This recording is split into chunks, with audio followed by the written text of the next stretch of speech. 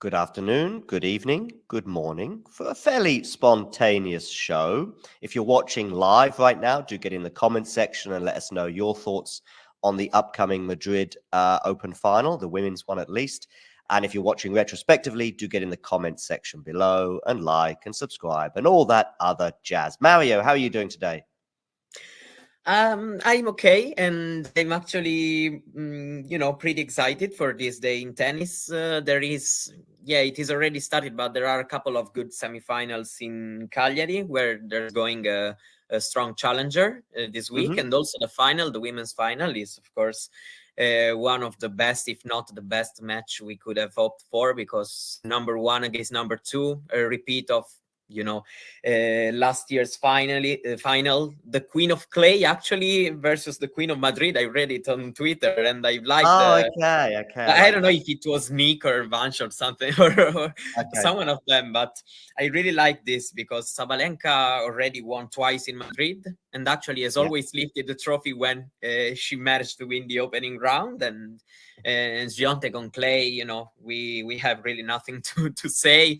A very clear also path to the final. So I'm really excited. The women's tournament is turning to be very, very interesting. There have been a lot of great matches since the beginning, actually, and also going on from the semis and hopefully these finals too. Even if I have the data, which is not really really interesting, between Sabalenka and Swiatek played 22 sets against each other, and and only 3 of these 22 sets have been 6-4, 7-6, or no. There's not been, and not even a tiebreak in all these sets.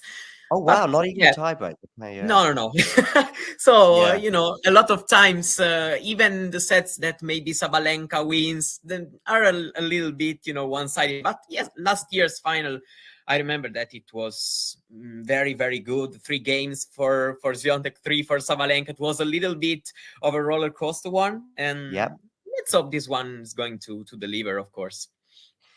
Yes, indeed. Buenos dias, Ozan. And of course, Mario is also a Spanish speaker, but ciao as well will do the job. Great for you to join us, and make sure you hit the like button. Yeah, I saw that tweet and it was like, okay, yes, a lot of their matches have, or a lot of their sets even have been, pretty one-sided. But you did highlight that final last year. And although there was there's a 3-game differential between each of those sets, the margins were very fine. I mean, it was 1 break in each set, I believe, the difference, or at least certainly in that final set. And if you remember that final set and that final game that Aryna Sabalenka had, and she was struggling to get over the line. In fact, Mario, I'm just going to play a 45-second clip of her talking about that last game of that last match last year. Sure. There was some Australian Open final vibes for me today, and I was looking at a couple of comparisons. Australia was 2 hours 28 minutes. Today was 2:26. I'm sure you weren't aware of that, but I tell you, 4 championship points. Does that sound familiar? And were you thinking of it during that last game? Actually, yes, I was thinking when I was down with the break in the last game. I was thinking, okay, I did it at the Australia Open, so probably I'll be able to get this win this time again, and it's actually helped me to stay focused and to have this belief in myself. And yeah, definitely this match reminds a lot of Australia Open match. And so, Mario, I know we say this a lot in tennis, but just every single point mattered in that final set and that final game. And let's say she doesn't win that point that we've just seen on the screen, she might not have won the title. It really could have been that close, right? Yeah, for sure. But,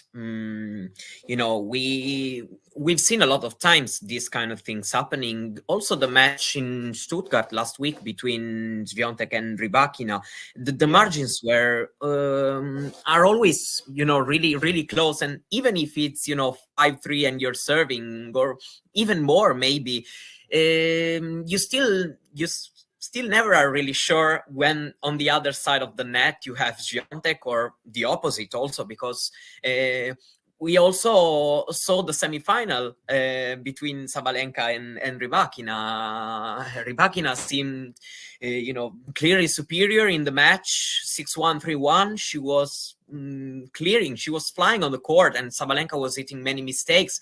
But then, your level drops just a little bit, and you give that hope to your opponent. And then when you have a player like Aryna, and she raises her level a little bit out of nowhere, but she's able to do that, and then things get really, really difficult. And indeed, we got that result, which I'm sure we will mention. That match was amazing. And even if that first stretch of the match is probably a bit worrying, talking from Sabalenka perspective, walking into this final, but at the same time, after a bit of struggling in the last months, even if she still won a slam this year, so we have also to consider the big picture. But after a little bit of struggling, for me, these couple of wins, especially against Collis and against Rybakina, have really been huge for her,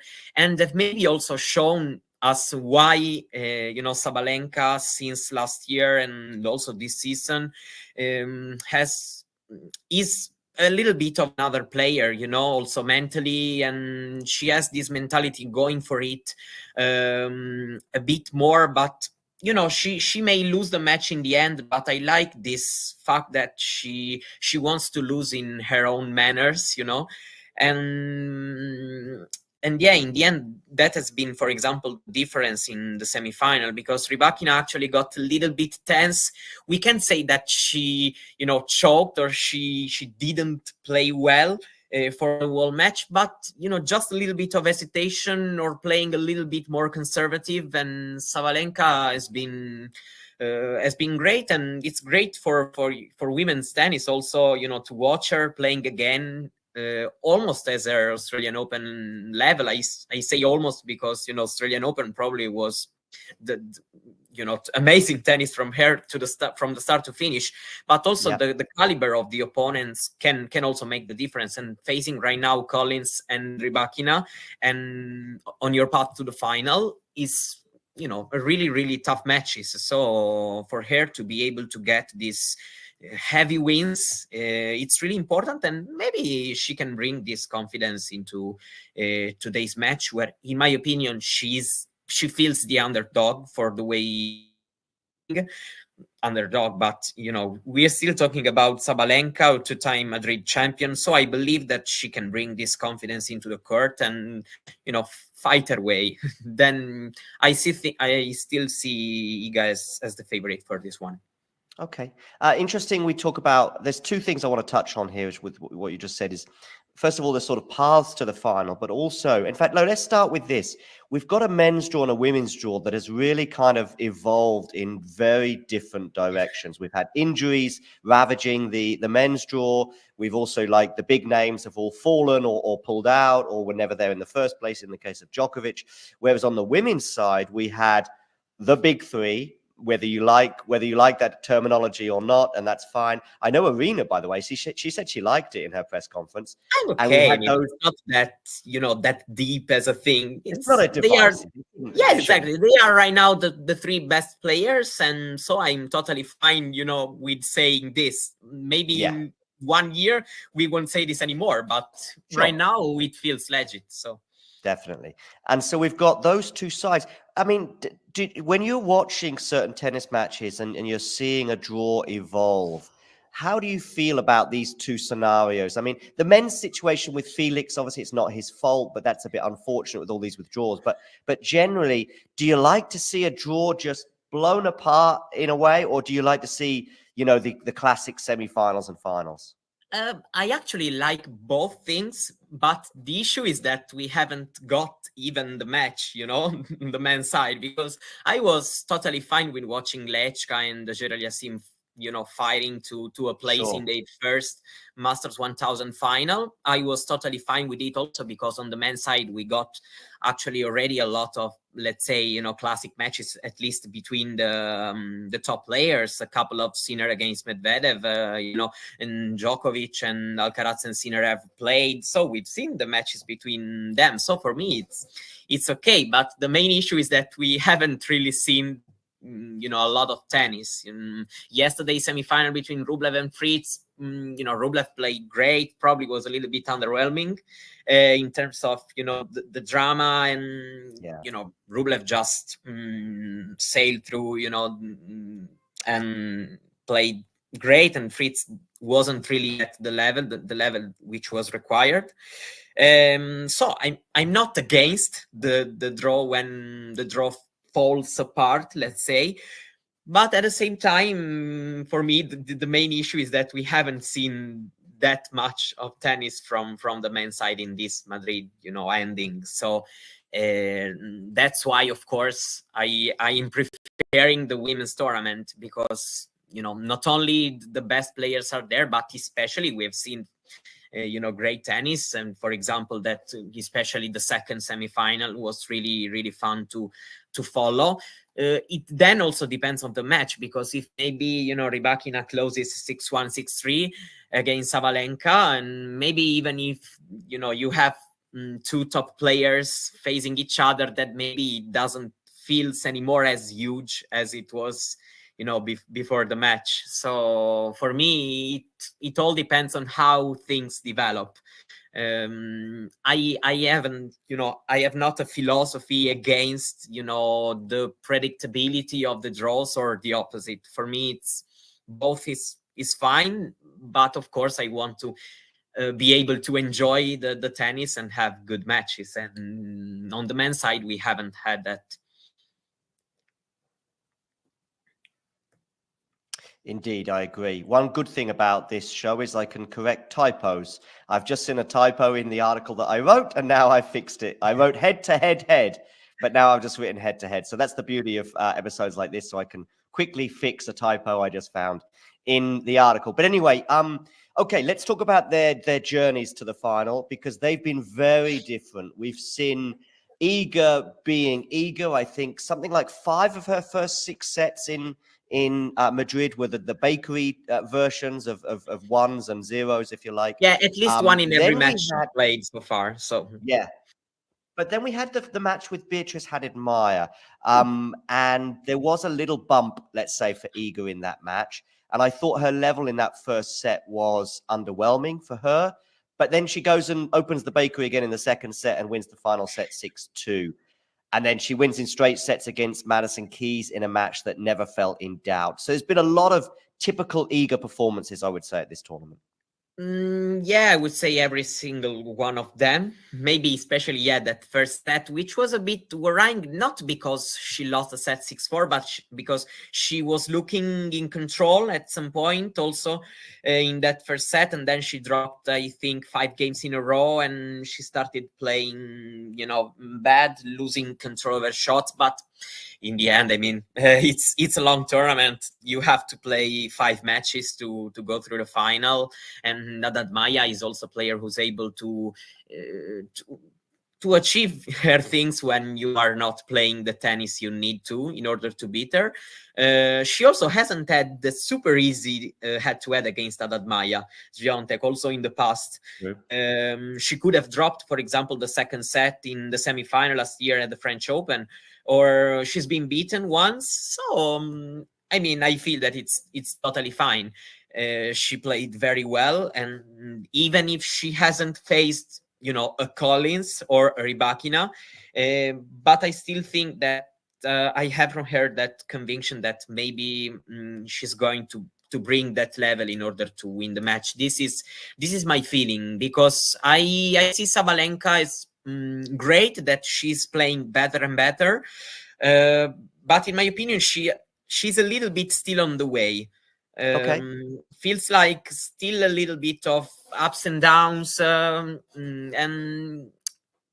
I think that maybe Swiatek doesn't forgive you as maybe Rybakina did in maybe that game when you're serving for the match. But I mean, anything can happen, of course. And I also would say that a lot of times we want to make predictions, so that's mine, but actually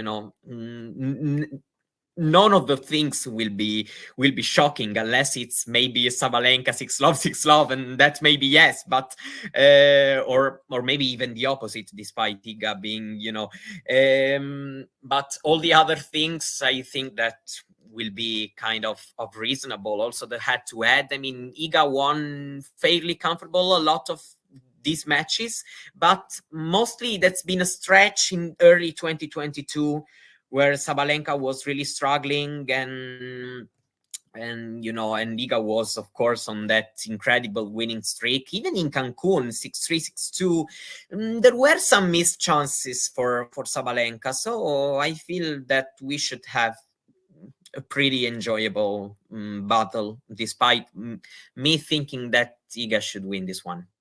Yeah, I mean, I'll come to my prediction in a few seconds, but yeah, I know what you mean with Sab. You know, I think really a comfortable win for Iga could happen, 3-2, like you said, like in that match last year. Albeit that, as you say, that maybe that first set was quite comfortable in Cancun. Oh, sorry, it was quite competitive in Cancun.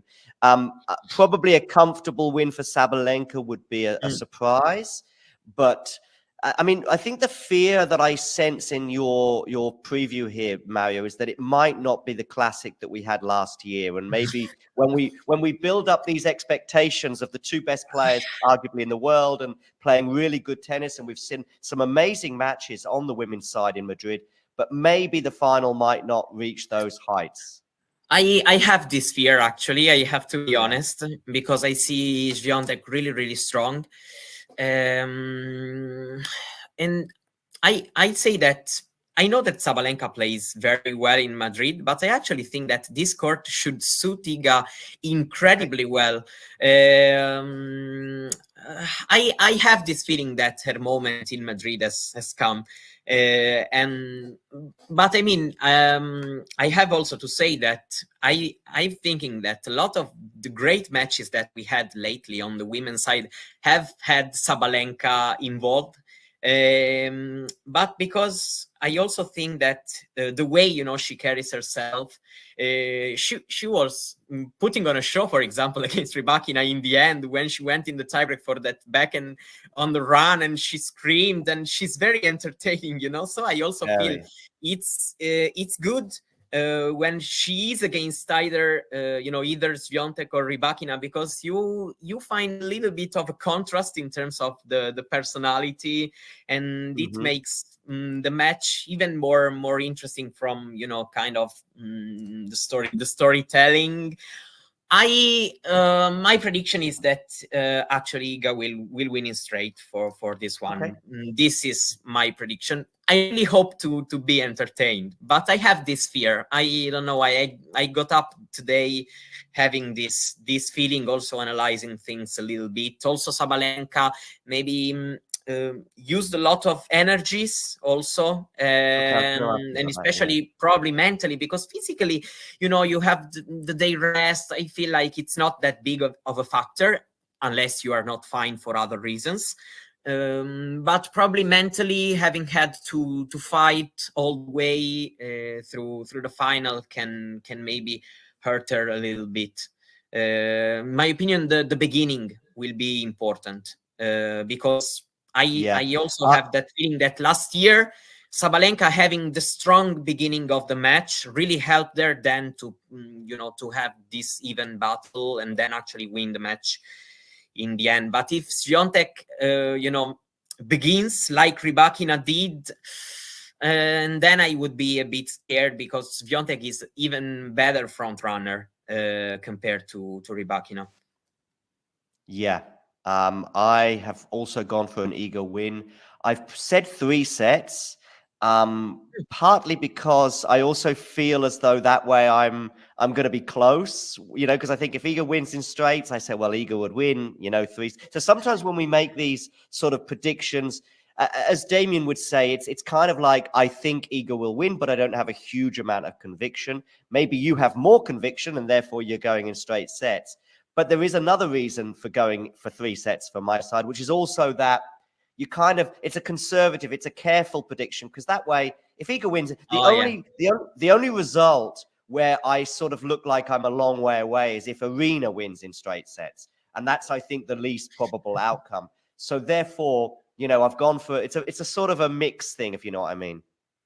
Yeah. You're absolutely right. But I mean, I'm okay actually if I am wrong. Yeah. I just saying right now what I feel. I actually think that at times it's also this matter of the conviction. Maybe I am a little bit more sure about the result. If Aryna will win, I will welcome being wrong. There is another thing though, Mario, where which is, as I was just writing this preview a little while ago, I think I wrote in the piece that I had a hunch or a feeling that Iga would win. But as I was writing it, and I looked at the head-to-head, and I looked at the 4 matches they played on clay, and we all know about Madrid being a bit different, and the conditions, and the big serve, and the power game that Aryna has can explain why players like her and Lehecka, for example, on the men's side, can often excel, and maybe even Medvedev a bit more in Madrid than elsewhere, despite his win in Rome.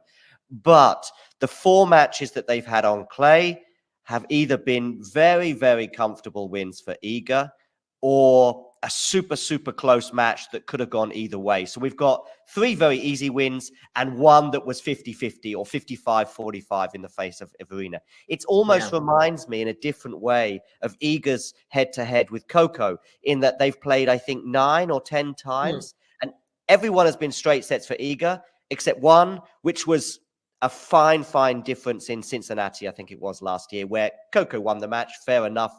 But that says to me that if you play someone 10 times or 9 times or whatever it is, and there's one very comfortable outcome almost every time, and the one time it's different, the difference was like this, I don't know, it just says to me that Iga on this surface, and as you said, the path on the way there, the only thing I might disagree with you on, though, Mario, is I don't think that Aryna will be hurt too much by these close battles, because I think the 2-day gaps that often happen between some of these matches, the 12-day sort of Masters or 1,000, which many of us don't like, but that's a debate for another day. I don't think these, there's the expression in English about being battle hardened, and I think Aryna goes into that with it was also what she needed, given her the state where she came in Madrid. Probably she also needed this couple of big wins to have her self-belief getting higher, entering the final, and maybe also the rest of the clay season.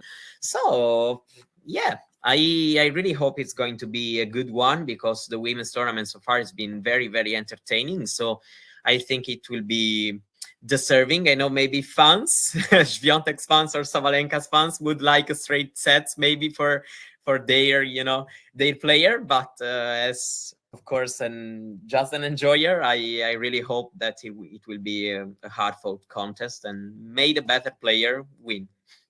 Indeed. Wonderful, Mario. Thanks for joining me for this spontaneous episode. Make sure you give Mario a follow on Twitter. I'm going to share your Twitter handle right now, but you can remind me exactly what that is, Mario.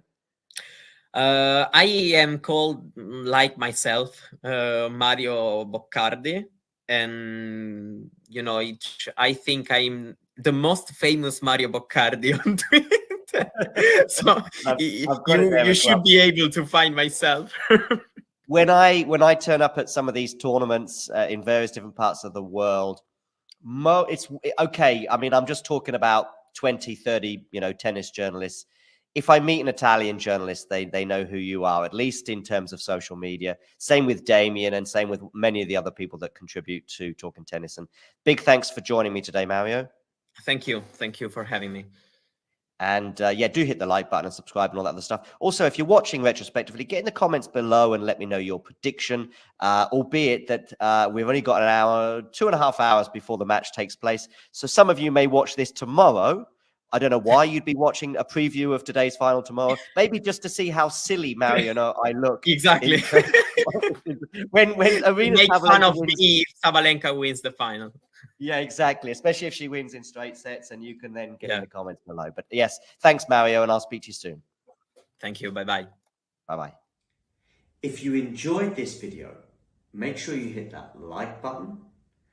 Don't forget to subscribe and click that notification bell so you don't miss out on all things tennis.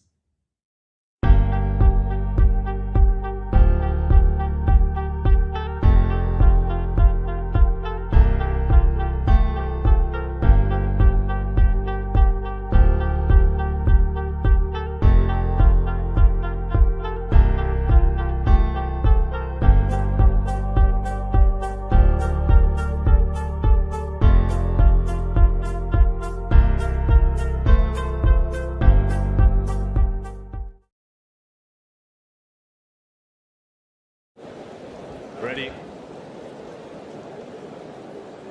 Play.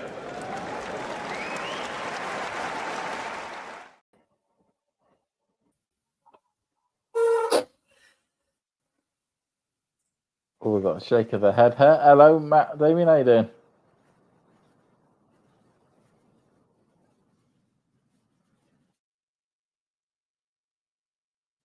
Well, okay, there. So, hello, everybody, and welcome to the watch along for the Muta. I don't know how to pronounce that sponsor, but we'll go for the Madrid Open as it's the normal line there. We of course have two of the best players in the world currently, at least when you certainly look at rankings, and you can even argue certainly this week with the game styles, or at least the levels that both these two players have been bringing. With Iga Swiatek versus Aryna Sabalenka, the world number 1 versus the world number 2. Just on my screen at the moment, the players have just come out onto the court. We've had the robot dog, as it usually does at this tournament. The robot dog, ends up coming out with the balls all ready to hand to the umpire. So, there's a bit of modern technology coming into play. How useful that robot dog is going to be in tennis, God only knows on that point there.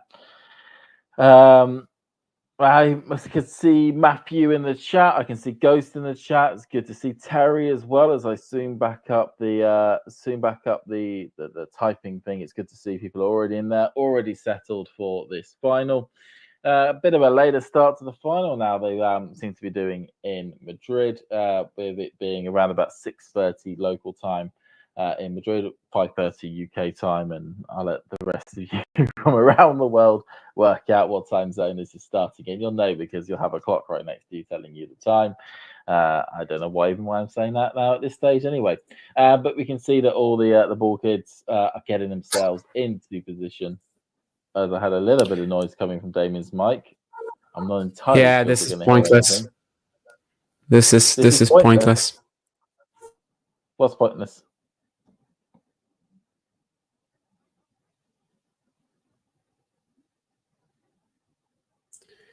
The mic thing. I mean, I'm in a smaller room because I'm away, and I literally have like zero way of neutralizing this, unfortunately, and that's what it's pointless.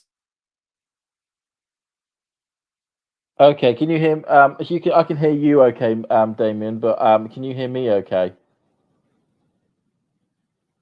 I can hear you all right. You can just hear that effing whatever in the background.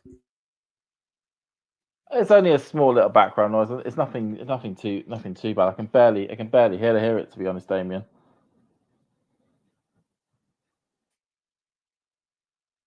And generally, I've got an all right hearing. As we've just seen, I think Sabalenka's won the coin toss. Don't necessarily know who is looking to receive and who's looking to return there. On that point there, but they're both running back to the baseline.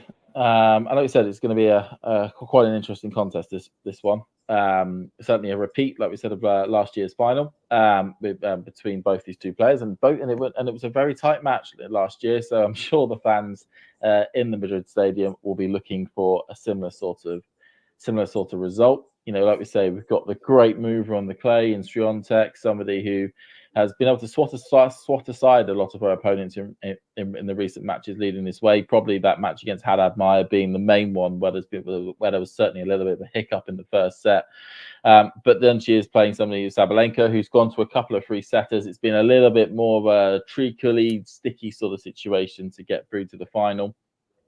But that big serve, coupled with the altitude and the continuous improvements that Sabalenka's making on the surface, making her a real contender to win her third title here, as she is also the defending champion from last year. Yeah, hi James, how are you? Can you hear me all right? I can hear you, John. Can you hear me okay? Yeah, I hear you perfectly. And Damien can hear you perfectly too. I think what you don't know is that sometimes Damien has this kind of whirring sound on his laptop, but actually the last time that Damien spoke, it was barely noticeable. I think when he was close to his screen, it was more noticeable, but now he's sitting where he is. We can hardly hear it, which, as you said, James, you can sort of barely hear anything. So that's good. You can hear Damien quite clearly. So my suggestion is take it away, basically. It looks like Damien's looking for another solution anyway, but it doesn't sound too bad, Damien, at least not to us. Maybe to you it sounds worse.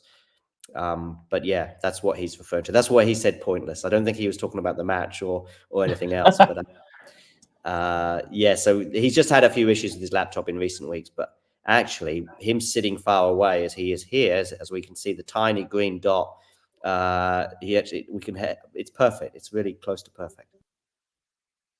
Indeed. Just imagine, Damien, you're in like row Z of the. Yeah, we're gonna try this for now, but I don't know. Radio. Yeah, we'll do what we can along here. Who says there's always hiccups, chat? As we get somebody who I've never seen before called Ozan.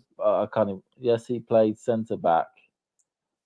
Kabak. Yes, he played centre back. Okay, I don't even know about Ozan Kabak. He was one of the two guys in the doubles final, I believe, earlier on. Unless I've been mistaken on that point there. Oh, has he? I've not noticed him. It's my first time sort of noticing him at that point there. And yeah, so Damien, how are you feeling towards this match coming up?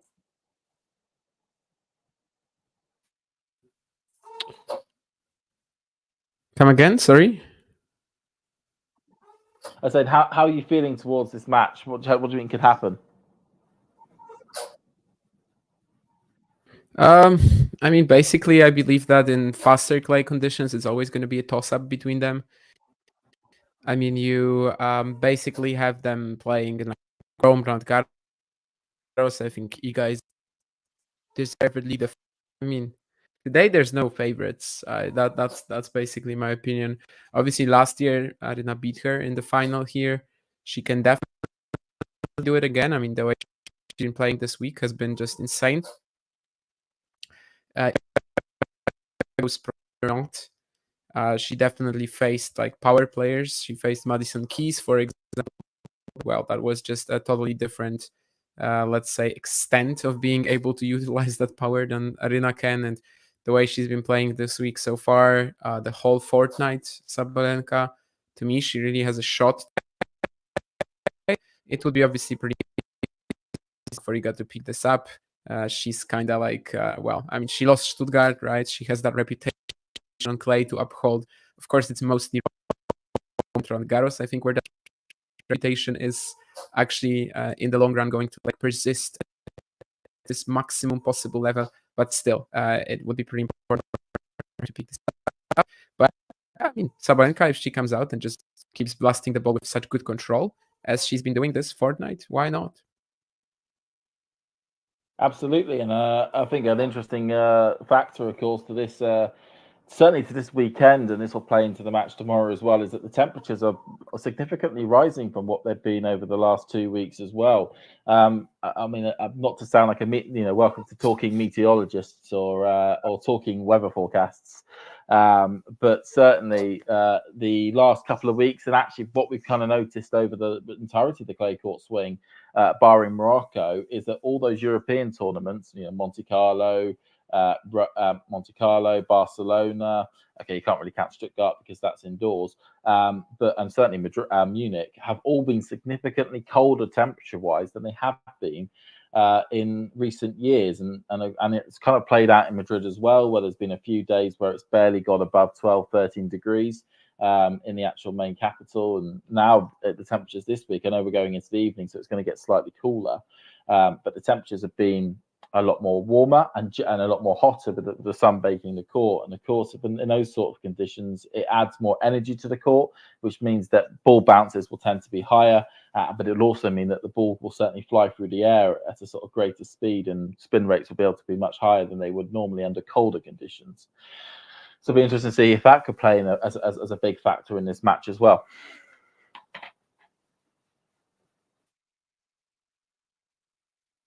But Sabalenka at the moment is just looking to hold serve. But at the moment, though, on my screen at least, she is 15-30 down at the last ball. She was just a baseline rally between her and Swiatek, and she just hit it long beyond the Swiatek baseline. Matthew goes saying climate change, James. If this is a thing,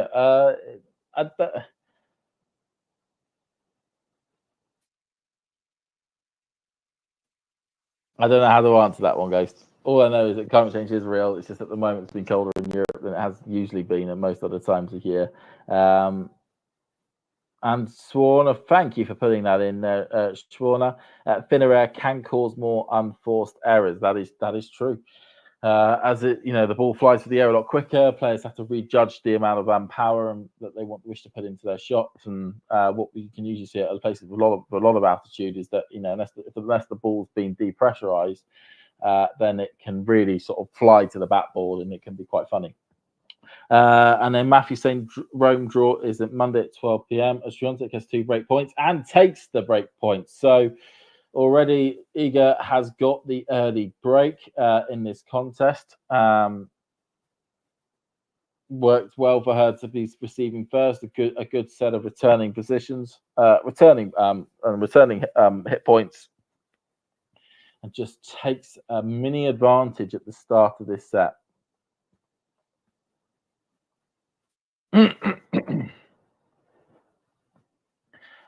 Rome, good thing Matthews is pointing out, sorry, as I just quickly wanted to catch that. Rome draw Monday at 12 p.m. Not good weather for the first few days. Going to be weird without Yannick and Carlos. All eyes on Novak and Rafa, just like the good old times. Yeah, it's just to break down to those points. Yeah, so I believe it's 11 o'clock UK time or 11 o'clock Rome time. I'm not entirely sure for the women, and then an hour later at 12 p.m. as you point out, Matthew.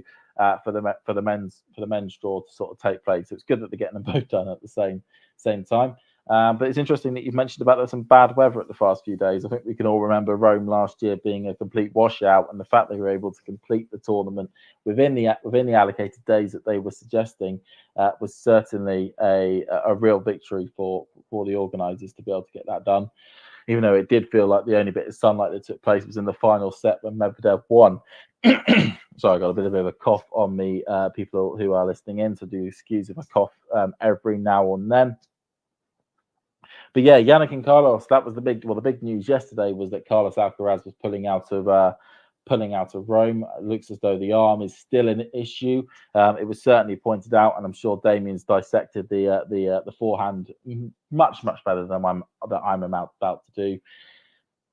The forehand momentum in terms of the power and the speed that he was able to place on it was still down comparative to what we have seen from Alcaraz, and it really played into effect with that match against Rublev, where he was just outpowered on a number of occasions, and that led to Rublev being able to get through that match in 3 sets. With some good breaks in the second and the third set from Rublo, who of course is going to be the people in charge of the match tomorrow, or say in charge of the match tomorrow. The people playing in the match tomorrow is going to be Rublev on that one there. And then, of course, earlier today, Yannick Sinner, we noticed some issues with his back. That played out in the match that he played against on the match that he played against FAA, and having to withdraw after really realistically midway through the first set on that one there. It's a real shame that he's had to withdraw. Rome, of course, being the biggest tournament. Okay, will at least certainly equal to the equal to the year-end championships in Turin, but certainly on the main tour that in which tournament that every single player has access to if you're in the top 70 in the world. The Rome Masters is one of the biggest events in certainly Yannick's Canada, and it would have been something he would not wanted to have missed. And it's a real tragedy to see both Yannick and Carlos, two players that I'm sure a lot of us had in that tier 1 category, going out, certainly tier 1 to potentially win Roland Garros. Going out even before the tournament started in Rome. They played in Madrid, and then you got Novak Djokovic rocking up, and you could probably argue going to be a real heavy favourite in Rome. But of course, there is still Casper Ruud, maybe Holger Rune, a few other players that are very good on the surface, and certainly Casper Ruud has had a good history with the Rome surface that he may fancy his chances to make another very good deep run there. And of course, we'll have Rafa and Novak to sort of look after. Go and get yourself some tea, James. No milk. Iga has definitely been working hard and improving on the serve return. Very clever. It is very clever indeed. But there is a Sabalenka breakpoint up at the moment. Backhand into the net, and they do trade breaks. I think that was something that Ghosty just sort of predicted at the point there. Sabalenka sort of finding her feet in that service game there, at least getting some good returns back on the Iga serve, getting that power in, and being able to really impose himself into all those rallies and to get herself a break back. How are you seeing it so far in terms of those double breaks there, Damien?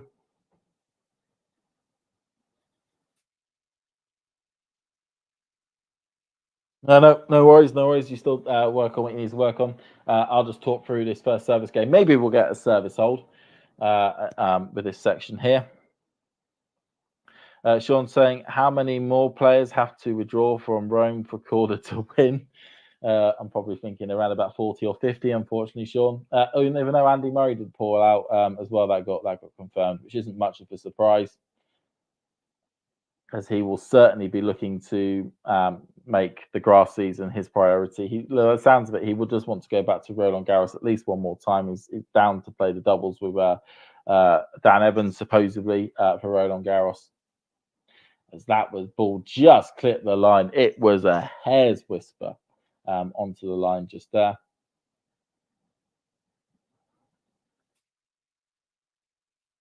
Terry saying Sean Murray as well. Let's see. So Sabalenka attempts to go down the tee, hits the net. So we're on to a second serve. Of course, obviously they replayed the previous point, given it was called getting down the tee. Backhand by Iga. Really well put away backhand by Iga. Sabalenka was still in the service motion by the time that Iga had already hit the return ball, and it was flying past her. Just sort of reiterates what we've been talking about what I've been talking about that really strong return position in both players trying to impose themselves on each other's service games. Good forehand by Iga, forehand by Sabalenka, forehand by Iga, forehand by Sabalenka, backhand by Iga, both at the baseline at the moment, trading cross courts. But unfortunately for Iga, she traded it a little bit too far, and that flies off beyond the baseline. What are the origins of Muguruza? That's a very good question, and I'm sure there's a Spanish-speaking documentary out there that goes through Garbini's career. I don't know one, but I'm sure there would be out there somewhere. Forehand by Iga, forehand down the line by Sabalenka, and that kisses the line. Well done from Sabalenka on that one. Running forehand down the line. Thank you very much.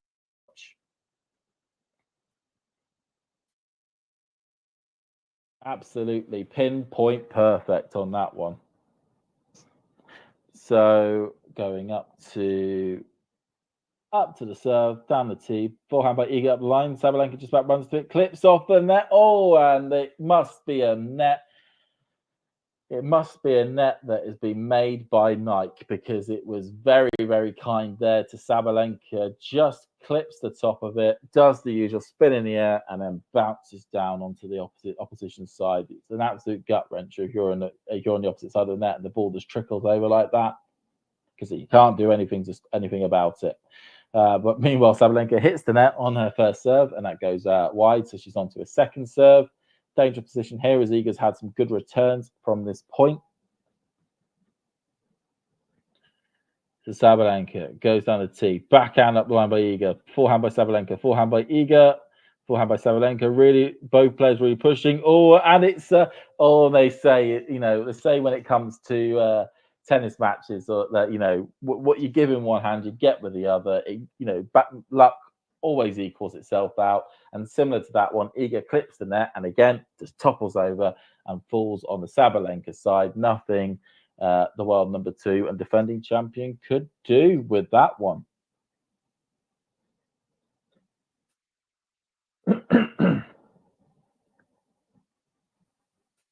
So Sabalenka goes to cross court, backhand by Iga, backhand cross court by Sabalenka. On the line, or was it long? It was long.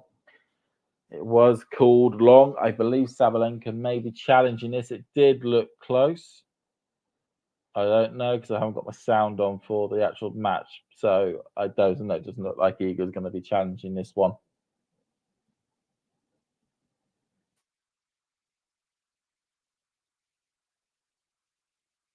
So Sabalenka down the tee, backhand by Iga. But the ball, well, at least the first serve from Iga was long. And you can clearly see how long it was on there.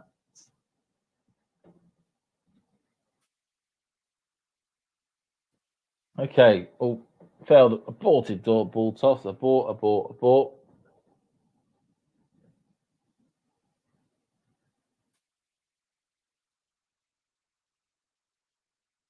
Abort on that one. Just taking the time on this one. Just taking the time. Ball in the air. Goes cross court. Forehand by Iga. Oh. Just about clipped the net there. So we've got a let cord on that one.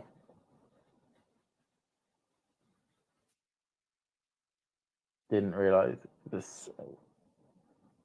Okay, so ball into the air. Goes down the tee. Backhand by Iga. Backhand by Sabalenka. Forehand by Iga. Forehand by Sabalenka. Backhand by Iga. Both players here trying to push each other off the court. And Iga gets that, or Iga is forced into a mistake and hits a backhand right into the net. So Sabalenka here looking to be the first player to hold serve in this contest. It is noted, though, of course, that Muguruza, as I can see that she's been somewhat talked about in the chat, is certainly in the audience watching. 2 players that she played against. I think 2 players that she probably certainly one of these 2 players I think she beat in the World Tour Finals in 2021. Scratch that, 2021. Hey, Damien. Can you hear me? I can hear you, and you've got a great shot of your chin. Yeah, well, that's what we're going to be on for now. I basically am going about it a very different way, as in just connected from my phone. And, well, the fan has cooled off for now. So, yeah, let's try this. I mean, I don't know how much of this, like, my battery can take, but we'll see. Anyway, yeah, for now, that's what I'm going to have to do. You need to drop out from time to time to charge up your phone. No problem whatsoever. Yeah, I mean, for now I have a lot, 67, but yeah, we'll find out how quickly this goes down. But yeah, basically, I'm okay. Just to check, your phone's not Samsung, is it? Because those batteries go down like a no, mine is Xiaomi. Basically, a cheaper Samsung. Cheaper Samsung. Cheaper, better Samsung, yes. Okay, I'm just saying I've had many a problem in the past with Samsung phones in terms of that battery life just zooms down. It's ridiculous, especially after a year or 2 of use. Yeah. No, Xiaomi is actually really good. That's partially why I bought it. It had a very large battery, and I've been using it for like 2.5 years now, and it's still okay. Oh wow, that's pretty neat. It's still perfectly fine, yeah. So at least my phone is working okay. so you sort of bought as the sort of Sarares. Oh god, I can't pronounce the name. SST. I'll go for an acronym. You've got the SST of the tennis world as your phone. Yes, and unfortunately, I have the Sebastian Corda of computers. because I bought a new one like 2 years ago, and the fan stopped working after like 3 months, and I still haven't fixed it because honestly I don't have time to fix it. I mean, I'm using my laptop every day, a lot of the time for work. When do I fix it? I probably should have done it in the off season or something like that, but well, I didn't, and now I'm paying for it. But yeah, for now we should be fine. On my laptop, like- I still have the match, so yeah, we will be able to do this. Yeah, like that. like I said, I think my joke was kind of lost in you because you spotted how far back you were sitting. I said, just pretend you're in Rose Z in the Malmo Santana Stadium. That in terms of how far you're away from the screen. Something wonderful. That might be a joke from Matthew. I don't know. I mean, it's literally my phone's microphone or whatever. But anyway, it's definitely better than the Wii Ring. But yeah, let's see. I honestly have been sort of focused on other stuff, as you probably saw / didn't see. But well, I've seen a fair bit of this, some nervy errors to start things off. That 30-goal forehand from Iga, especially in the game that she was broken, right? And there was that net court as well. That was a true highlight for now. Yeah, a couple of bad net calls, one for one player, one for the other. It equaled itself out quite quickly on that one. But certainly both players just feel like they're trying to, as we've got a ton of people who had just only arrived into the stadium, even though this match started 20 minutes ago, but we can see their big Lacoste bags, so we clearly know where they've been on that one there. But as Go said, he's got the Americano of computers because it always needs a medical timeout. Good joke, Ghost. Good joke. Oh, and I had a joke while I was prepping everything. I had a joke ready because Muguruza was there, and she was there with that boyfriend of hers who apparently was a fan, and then he became her boyfriend. So Ghosty, there's still hope for you with Martina Trevisan. Well, I don't know if you're hooked up, Damien, but if it can work for Muguruza, I think we need to be, I don't know, hanging. I don't say hanging out. I won't say that. I'm trying to impress some WTA players or ATP players or whatnot. It happens, sometimes journalist-ish people also mix up with tennis players, yes. But, well, given that 90% of my traveling time is on the ATP Tour, usually the ATP Challenger Tour, I think my chances of finding a tennis player girlfriend are a little low. But, it happens, clearly.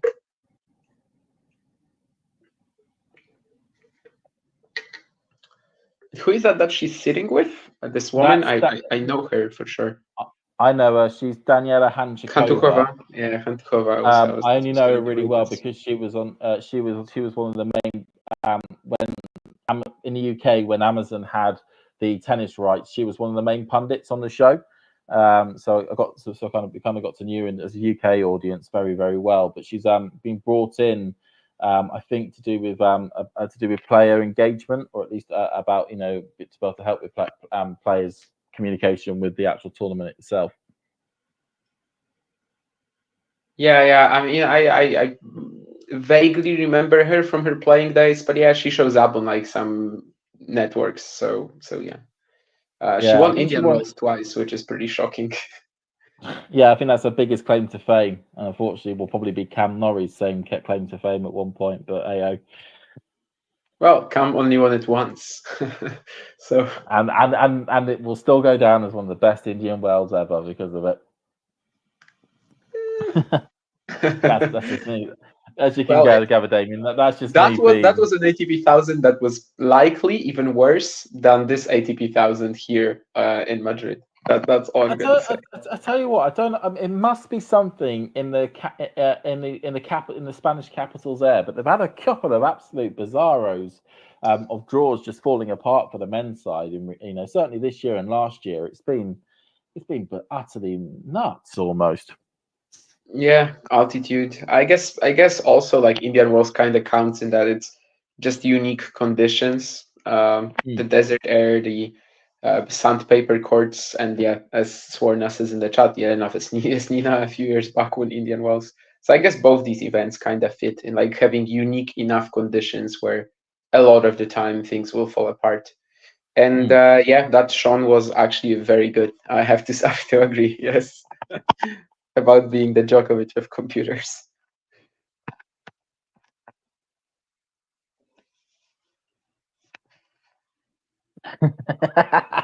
I just found that one, Sean. Sorry, it made me really laugh there. Oh, what a winner there by Swiatek. Round Sabalenka on that one, running forehand. Oh, good working there, good working. They do have quite a high standard he'd like to live up to. Obviously, last year their final was just beyond incredible. Maybe the best match of the year. Completely agree. It was brilliant last year. Yeah. I mean, personally, I think I was voting for Garcia Swiatek in the match of the year conversation, the Beijing one, but like all of the Sabalenka Swiatek matches last year were really good, except that two were just stunning individual performances, and one was like properly them going at one another.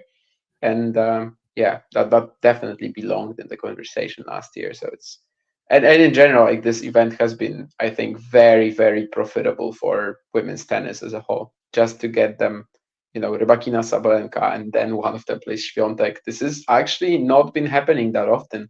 Like I think this is only the second time that they were both that all three were in the semifinals of one event after Indian Wells last year. And the final was great, but the semi was like a demolition from Rybakina over Swiatek.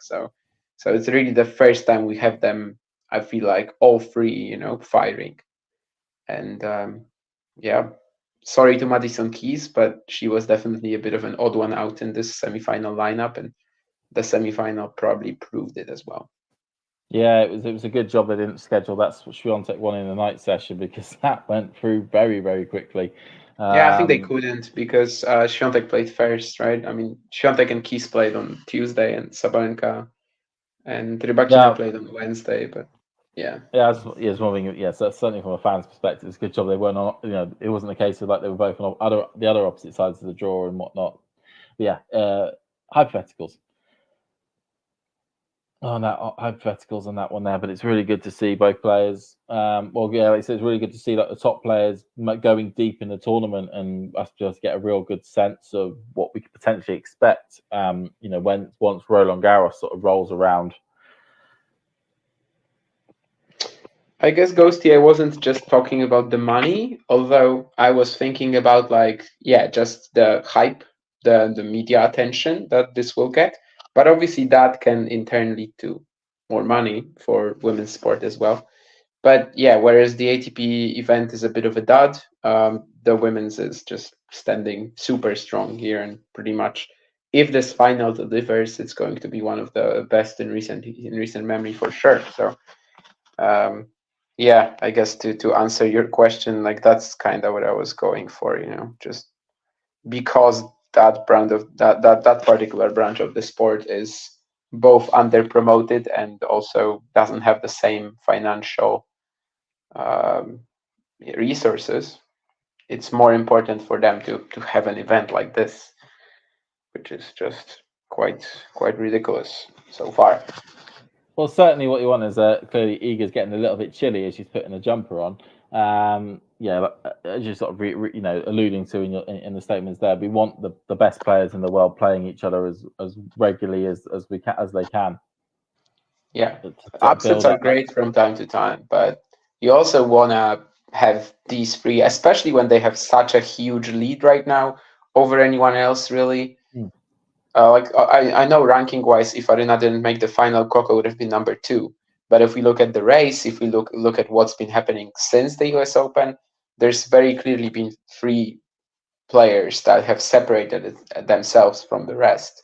And yeah, just to have them battling against one another, also on a court that like kind of gives them an even level playing field, basically, because yeah, I mean, here Swiatek is not a big favorite over them on clay. Here they're not big favorites over her on like a faster hard court. Here everything seems just fair and square, and yeah, that's why it's so big. No, I agree. I mean, if this contest was taking place in Rome, which will be playing in a couple of weeks' time, or in Roland Garros, you'd certainly make Swiatek quite a noticeable favourite in that contest. To get a shot of Luis Figo, the Portuguese winger, or former Portuguese winger, is long retired in the crowd. It's good to see. It's always good to see other athletes from other sports coming to support the tennis. Yeah, and Madrid always gets so many footballers. Yeah, because Figo was a Galactico at one stage in his career. He famously made the switch from Barcelona to Real Madrid. One of the few traitors. Oh, that's a very good side coming up to the net, put away by Swiatek. Yeah, and she lost her balance as well as the shot earlier, and still managed to losing her balance on clay. That's unheard of. Yeah, she kind of even had to like keep herself up with the racket, but yeah, in the end, it's a cool point for sure. Using a racket as a crutch.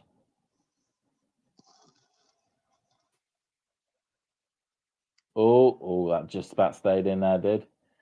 Yeah, both players. Oh, and Aryna just inserts a dominance there, and he's currently got 2 break points, looking to open up a bit of a gap here.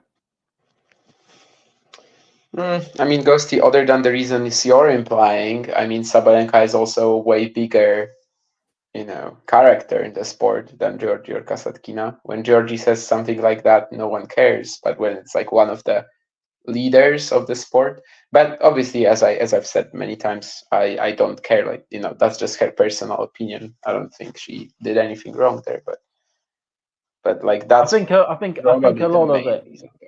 Mm-hmm. I think a lot of it. I mean, it's an interesting point. I'd probably, in my opinion, if she could have probably said it in a more diplomatic way, or a little bit more of a sort of politician's type answer, because it was just when you are the leader of a sport in which gets a lot more scrutiny about its relevance than the men's side, you need to make sure that what you're saying is not going to bring almost devalue or make the relevance less than in what people think about it, if that makes sense.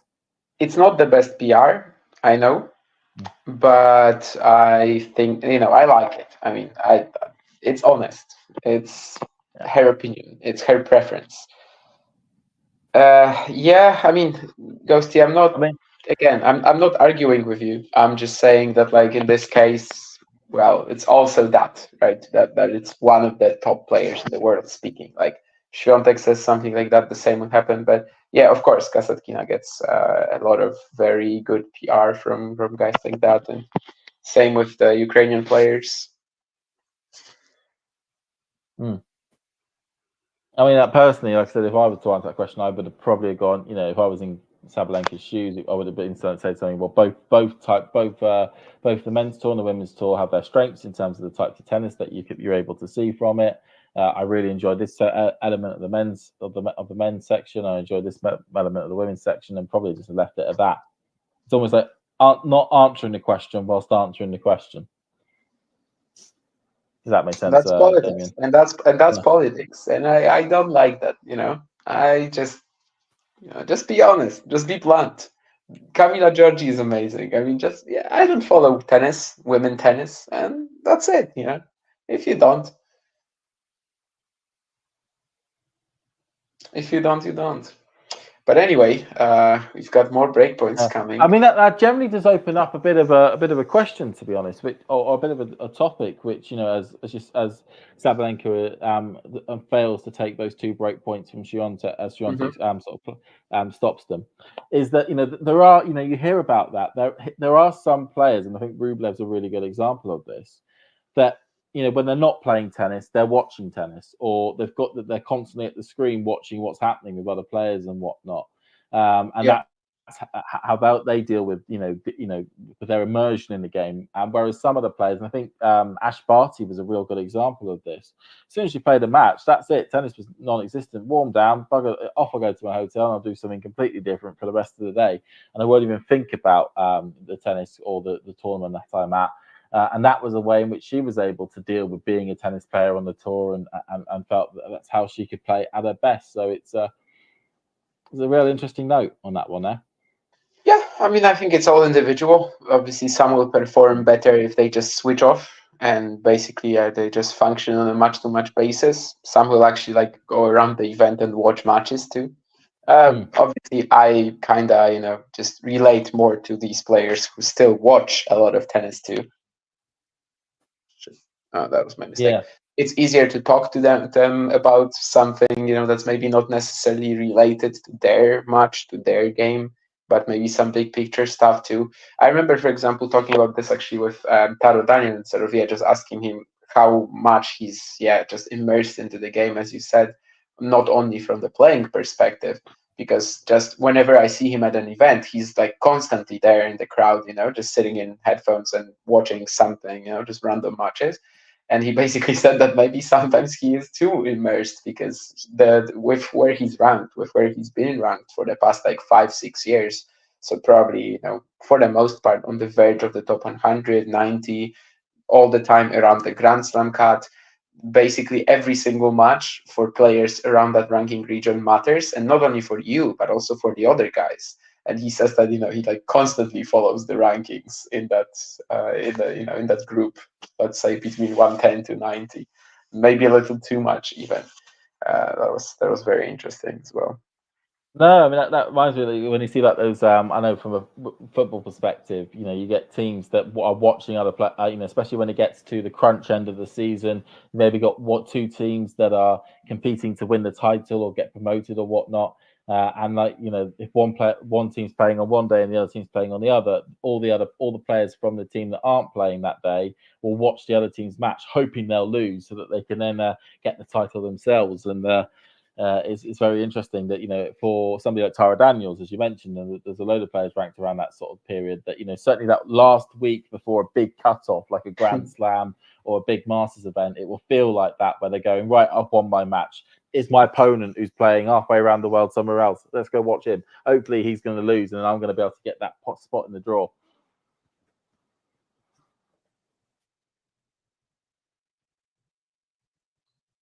Yeah, and tennis definitely is a bit crazy sometimes with all these cuts, like 6 weeks before a slam.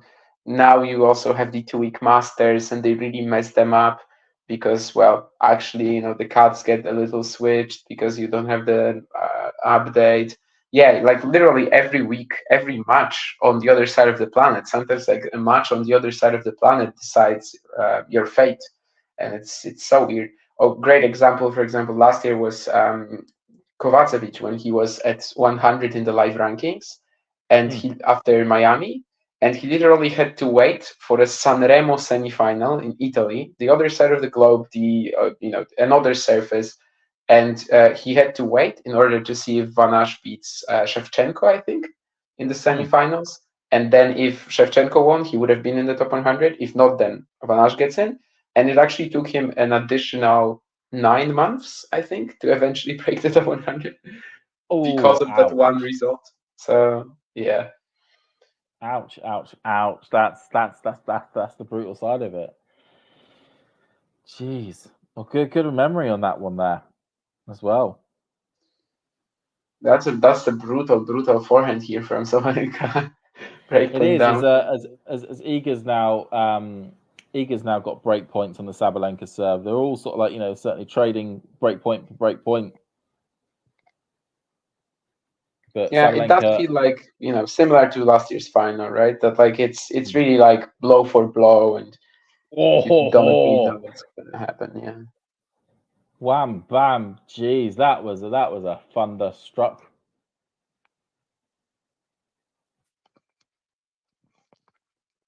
Those that play team sports tend to watch their sport, while those from individual sports, I feel, would rather do anything else but watch their sport. Same goes for when they retire. Interesting. Yeah.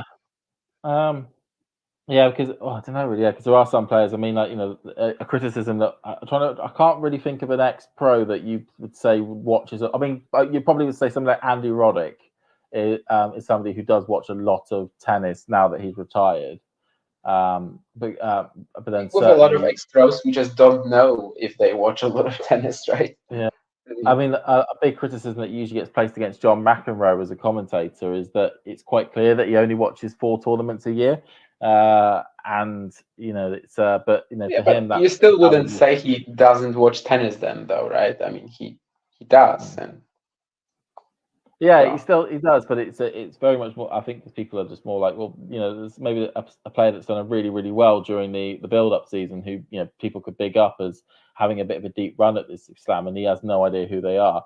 But on the flip side, John McEnroe brings that almost that X factor to your commentary team, so and is able to really provide some nuggets of insight that really sort of like raise your commentary level to the commentary team to the next level. So that tends to be the counter argument to him and his not tennis knowledge or his current tennis knowledge being slightly less than what you probably would want as a in a commentating team.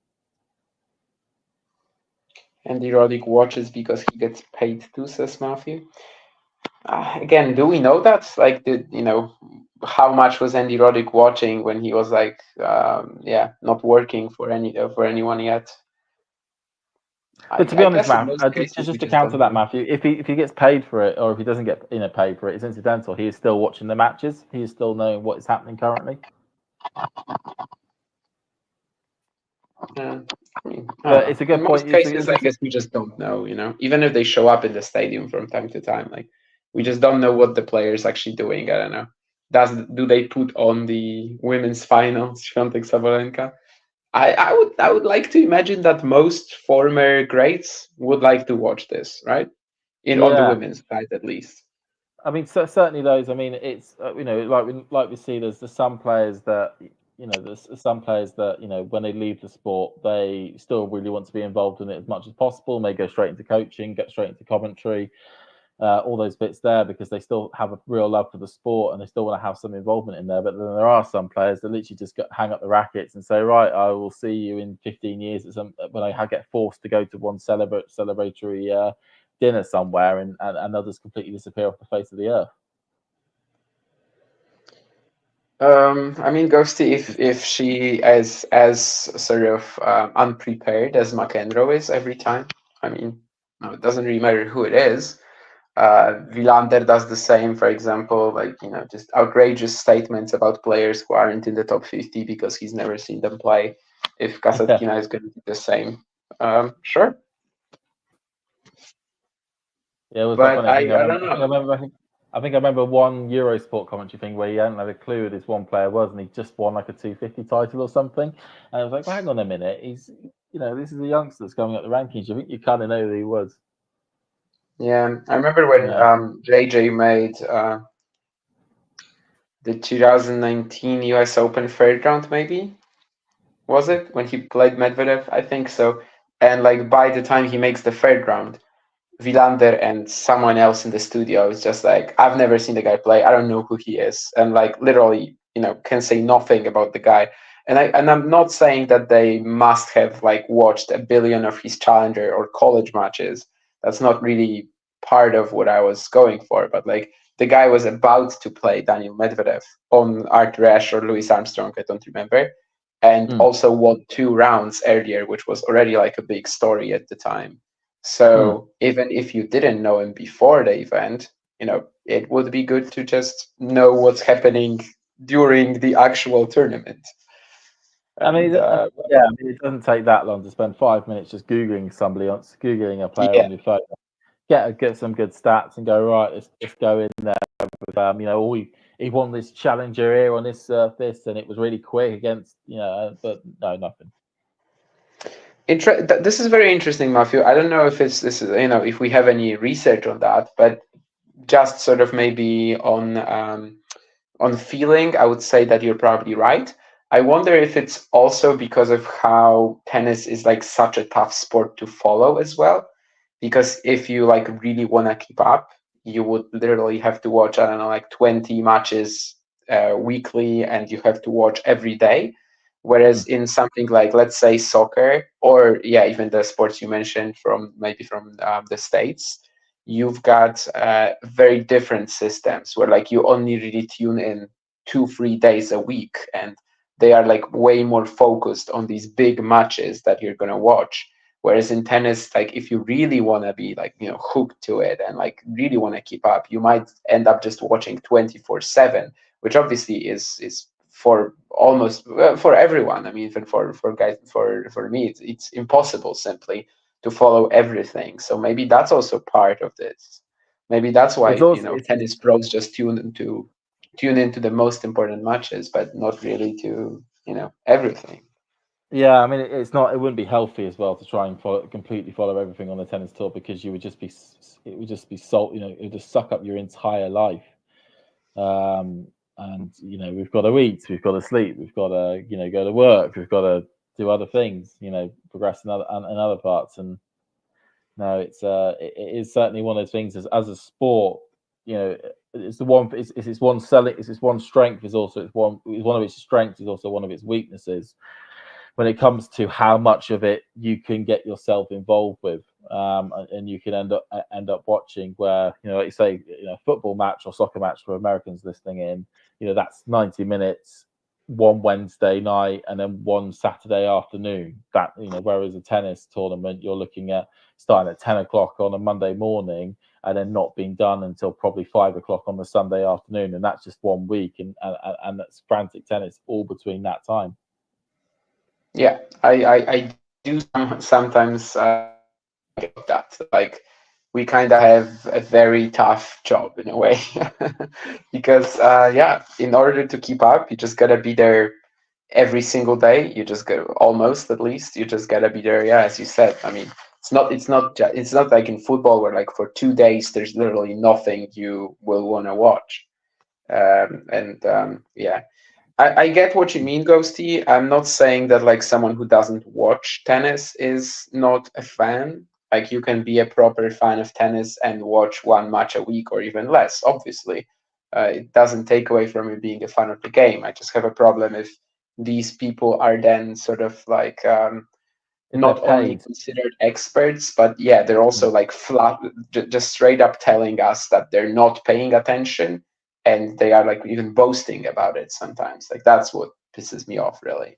I mean, it'd be a bit like me, because it'd be like me because I'm a teacher going into a lesson and going, well, I haven't got a clue what this subject is, but I'm going to try and blag it anyway. Exactly. My students will try and act disrespectful. I think us as tennis audiences who rely on these people to tell us about what is happening in this tennis world, and as you pointed out, some fan may just rock on to listen to this, or some fan may log on to the TV when there's a big tournament taking place, because they really like the idea of listening to, they watch Wimbledon once a year, and that's the only time they're going to log on and watch it, and they're going to want to be told by the people who are presenting and commentating and whatnot that they're going to have the knowledge to be able to inform me of what to expect and what has gone on. And I don't want them to have the same level of knowledge as I have, because my expectation is your level of knowledge is going to be much better than my level of knowledge. Yeah, and I guess we all have sports that we only tune into twice a year, and as long as you don't pretend that you're then this ridiculous expert on the subject, then I guess that's fine.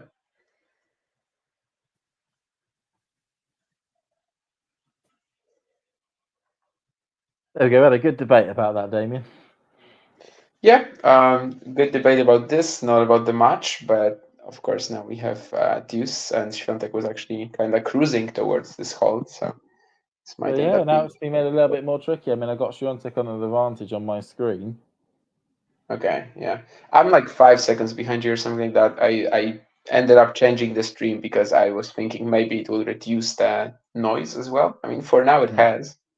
I think for the most part it's the streaming platform though that's mostly causing this. Although it also happens without it sometimes. But anyway.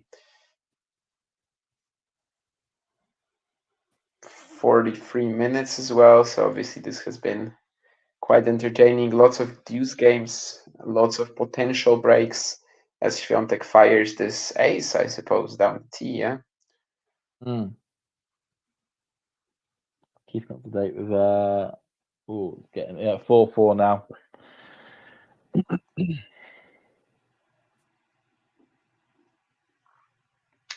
Last Terry's year, asking. they... Well, thanks, Terry, for asking a question. So, what subject do you teach, James? I teach mainly tourism, with a little bit of business. Oh, tourism tends to be my subject. So I've been teaching things such as like specialist tourism. UK as a tourism destination was one of the units I've been teaching my students recently. Marketing, that tends to be something I quite like, as well as passenger transport. So good range.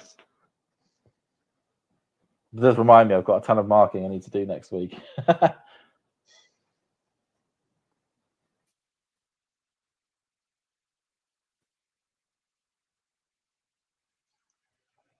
Did you just see that? Boom. Faster than the serve, faster than the return, probably. Wow. I mean, to be fair, the serve was only 132, but... Sabalenka's looking good to hold here. Oh, no, that was a poor decision. Oh, that was a very poor decision. Iga read that like a book. So, for those of you who are not watching, Swiatek hit a short ball to the net. Sabalenka hit a short ball, which landed very close for Sabalenka to get to. Sabalenka got to the net, and Iga stood her ground, which was the opposite side of the court to where Sabalenka was walking into. And instead of Sabalenka going up the line with a winner, she hit straight back to Iga, who just patted it away for the point. That's my best description of it, and apologies if that still seems weird. Oh, but Sabalenka, was that out? Oh, it was in. It was in. Beautiful forehand up the line on that one there. Yeah, and this is already tighter than any of the 3 sets last year where obviously it was like 6-3, 3-6, 6-3.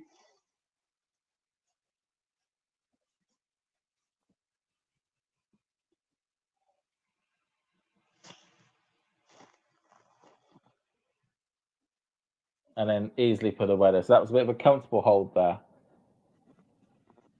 And the guy in Sabalenka's box has got huge muscles. Nearly as big as my head.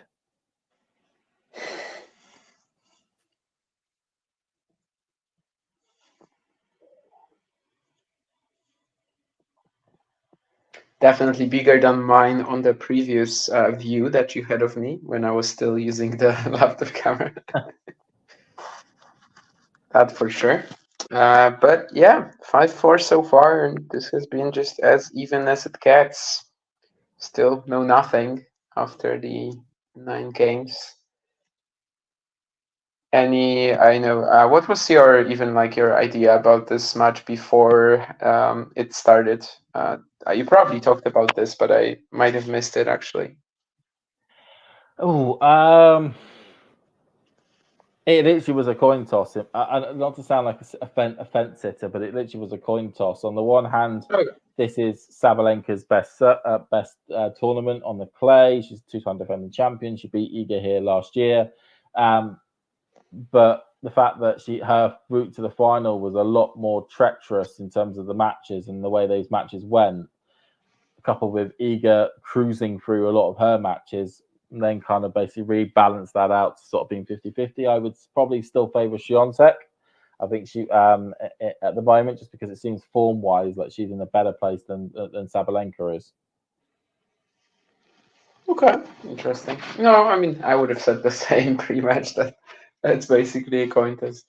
And I even said during the match that this is a good court to have this rivalry between the 3 best players of the world, because it really evens out their chances. Obviously, Sabalenka was also very close to losing to Rybakina. Aryna serving for the match at 6-1, 5-4. So maybe you could have had a much easier win for Rybakina there. But in the end, Sabalenka snapped her deciding sets streak. So that was pretty impressive too. And yeah, as Mati says, so far she's been holding up mentally here too. I mean, regardless of the position in the game regarding regardless Oh, of what point it is. She's just going after it. oh, that was cool as you like from Swiatek. So Sabalenka went for a smash right at the back of the court. Had a bit of a curve on it, but it went straight back to Iga, who just swatted it away. It's kind of like the previous shot, right, where Sabalenka plays at her. That previous one was a little funnier because like Swiatek just put zero pace on the ball there. I mean, again, it's a great shot. I mean, like I said, I'm no tennis expert, but generally, my understanding is that you don't really hit the ball towards your opponent. You want to hit it away from your opponent. But like I said, I'm not a tennis expert. I mean, off the baseline, like if you're smashing like this, it's not gonna be easy to like hit the ball away from your opponent, right? No, it's just such a tough shot. She was trying to put a little of slice on it, obviously, which you see a lot of players going for it like that off the baseline. But well, I mean, most of the time you're not gonna end the point like this. I think it's definitely a bit of a rare. Well, this is turning into a bit of an easy hold here for Swiatek. It looks like, and I better not speak too soon. It could be we could be looking at a tiebreaker in the first set.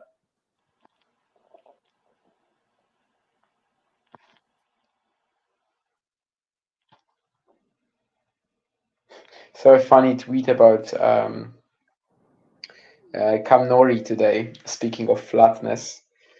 Oh, okay. Well, no, I don't know. Did you see it? No, because they had that video where they forced the players to like start hitting one-handers, and a lot of them were doing it like for almost the first time in their careers.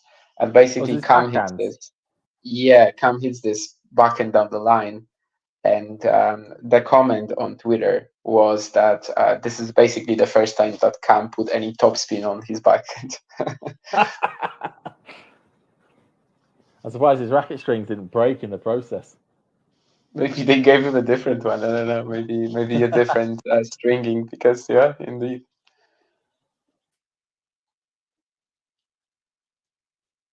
But yeah, I mean, I totally relate to the players. Like if they gave me a ball and forced me to start hitting two-handers now, I would, it would take me 10 minutes to start hitting them into the court. So. I mean, I found my for me, bizarrely, I am one of those like niche tennis players that has a single-handed backhand. Me too. Yeah, it just feels like the more natural stroke for me. It was never really a discussion. I mean, I just knew that Roger Federer had a one-hander. It was beautiful. So obviously I was going to start hitting with one hand. And I never tried anything else. So it does feel amazing when it lands, especially down the line. But yeah. Oh, yeah. You get a good flow on it and it sails off. I was just gonna ask about this, Jane. Actually, about the tie breaks between Sabalenka and Swiatek. But obviously, in the women's game, it's just very rare to get tie breaks in general. So it's not that big a shock, I guess. But yeah, Ghosty. I mean, in Rome and in Stuttgart, 2022, their matches were demolitions for Swiatek on clay, and then last year it was 6-3, 3-6, 6-3 here, and Iga also won 6-3, 6-4 in Stuttgart. So it was not, it was never really close to a tiebreak between these two on clay thus far. Mm.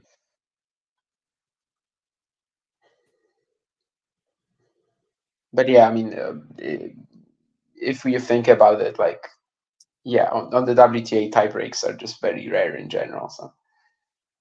Well, currently, Swiatek is looking to make sure that there's not going to be a tiebreaker because she's got 2 break points.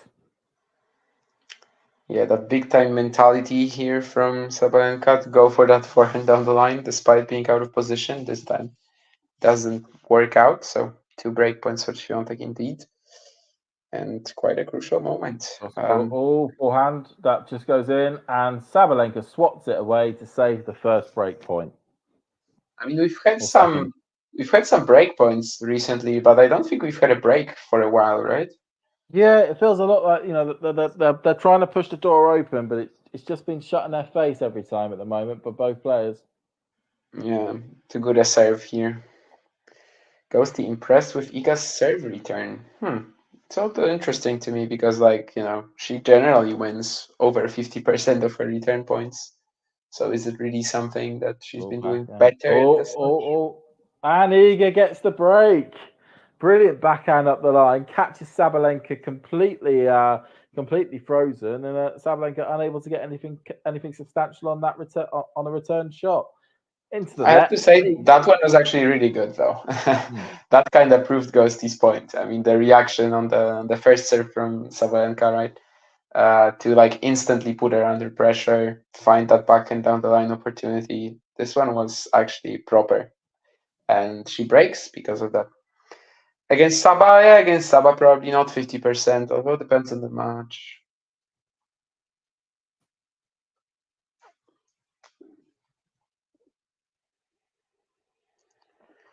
What's the biggest difference between the women and men's game apart from power and speed? I mean, in general, it's just like kind of the shot tolerance, right? Just your ability to absorb the ball, which, yeah, again, it comes down to power, speed, spin. Maybe spin is actually one of the biggest ones as well.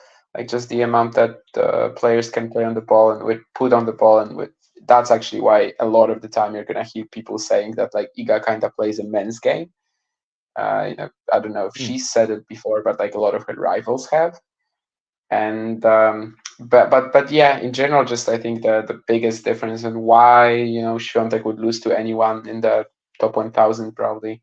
Well, maybe I was a little too harsh, but top 700 or whatever is probably, yeah, just that she wouldn't be able to just tolerate the sort of shot speed quality that they get on every point. The game would be too fast for her for the most part. I mean, yeah, we've had Mira Andreeva lose to a guy who was not in the top 1,000 in November, and it is what it is. But of course, it doesn't mean that it's less exciting because she's not playing men; she's playing other women. Yeah. And I never really got. Oh, this is of course very much off topic, but like I never really got the arguments that well, women's tennis is lower level or something like that, because it's not really, like, if you think about it, because, well, for them the balls are, you know, they are facing one another, right? So it's not like it's actually lower level, like compared to the men, sure, but like the standard of, you know, between themselves are still the same. So I don't know, I never really understood that argument from the proponents of only watching men's tennis, I guess. Oh, good work there from Swiatek. Just about gets that point. Yeah, that one for the what was it, forehand? I think it was forehand from Sabalenka. I was like barely in the court. I was already ready to just say out. Out. Ghosty, if you're a WTA video editor, though, you don't have time for that because they limit themselves to like 5 minutes, and they also put some ridiculous stuff in there. I was trying to watch the replay of Rybakina Sabalenka, but it was a joke. It was I mean, the highlights, you know, on the WTA channel, but it was a joke. I learned nothing. You learnt nothing.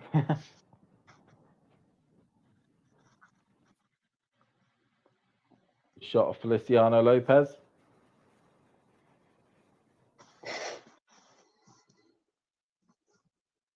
Okay, so Sabalenka looking to try and get to a tiebreaker here. Oh, then she just randomly hits that ball wildly, so that now takes it to 30-all, and it lands right next to Daniela Hanchikova. Well, the bloke in front of her who's got long floppy hair and decides to stick a ball in his blazer pocket.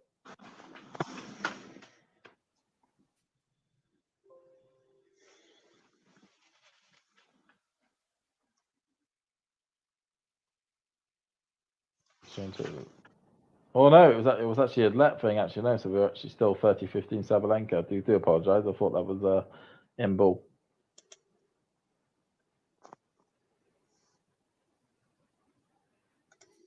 The backhand. Oh, out. Is Sabalenka going to challenge that? Yes, she's going to challenge. It was a backhand cross court attempted winner. Was it just too long? Guess a little wide, but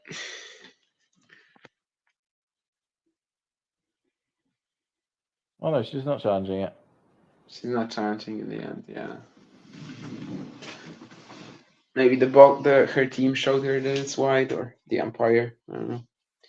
Oh, and Iga hits a serve out wide as well. Hits a brilliant ace out wide.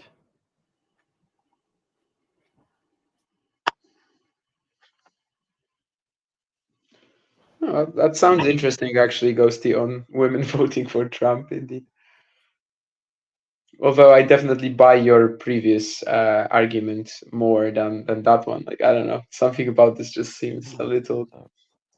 I can't comprehend it. And Iga Swiatek takes the first set, able to just about squeeze a forehand past Sabalenka to make it 7-5 for the first set in 61 minutes. And Iga's going to leave the court. Yeah, that net court this time not helping out Aryna. But of course, it was also another quality serve from Swiatek, like kind of a few of them in a row here in this game.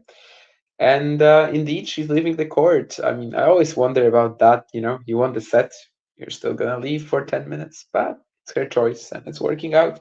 I mean, a perfect example of that was actually, well, she didn't win the set there, but against Haddad Maya, she had this very long toilet break, but we all know what happened when she came back from it.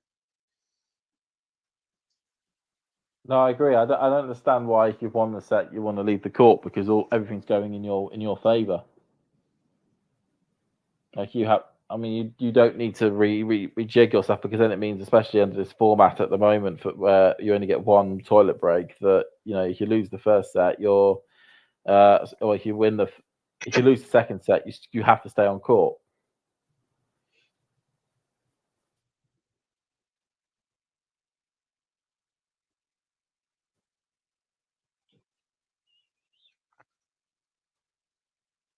Am I the only uncultured swine who didn't know what Lancome was or Lancome before that announcement? I'm probably also the only person in the world who doesn't care whatsoever about who the players are sponsored by. So.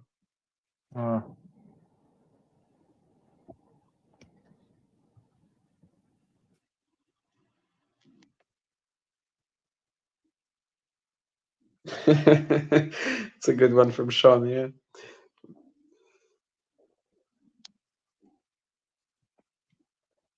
I guess in a way, Ghosty is developing all of our horizons. He's broadening them and is making us sometimes question the very basis of our identities.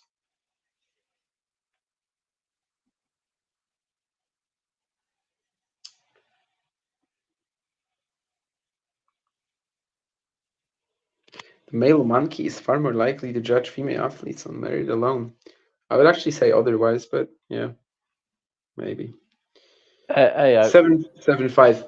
And Sworna says that Iga will surely win this now. Do you think so? Do you think he? If she gets off to a good start, like let's imagine she wins like 2 games here in a row. It will be tough for Sabalenka to come back. But I mean, there's still enough variability, right, for me here, and especially with Aryna's game, there's a lot of it. I just got a notification about some tweet from Holger Rune about Rome. I don't think he's withdrawing, but it made me think of this. I mean, Alcaraz is out, Sinner is out. Holger? There's actually there's certainly a half chance that he could at least retain his 600 points. Yeah, I mean, there's a pretty good chance, obviously depending on the draw, but maybe even 1,000. We'll see. But I like that.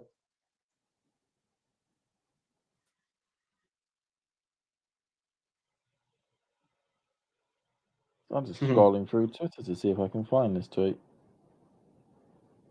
Holger posted whatever, I don't know, something tagging the Italian Open or something like that.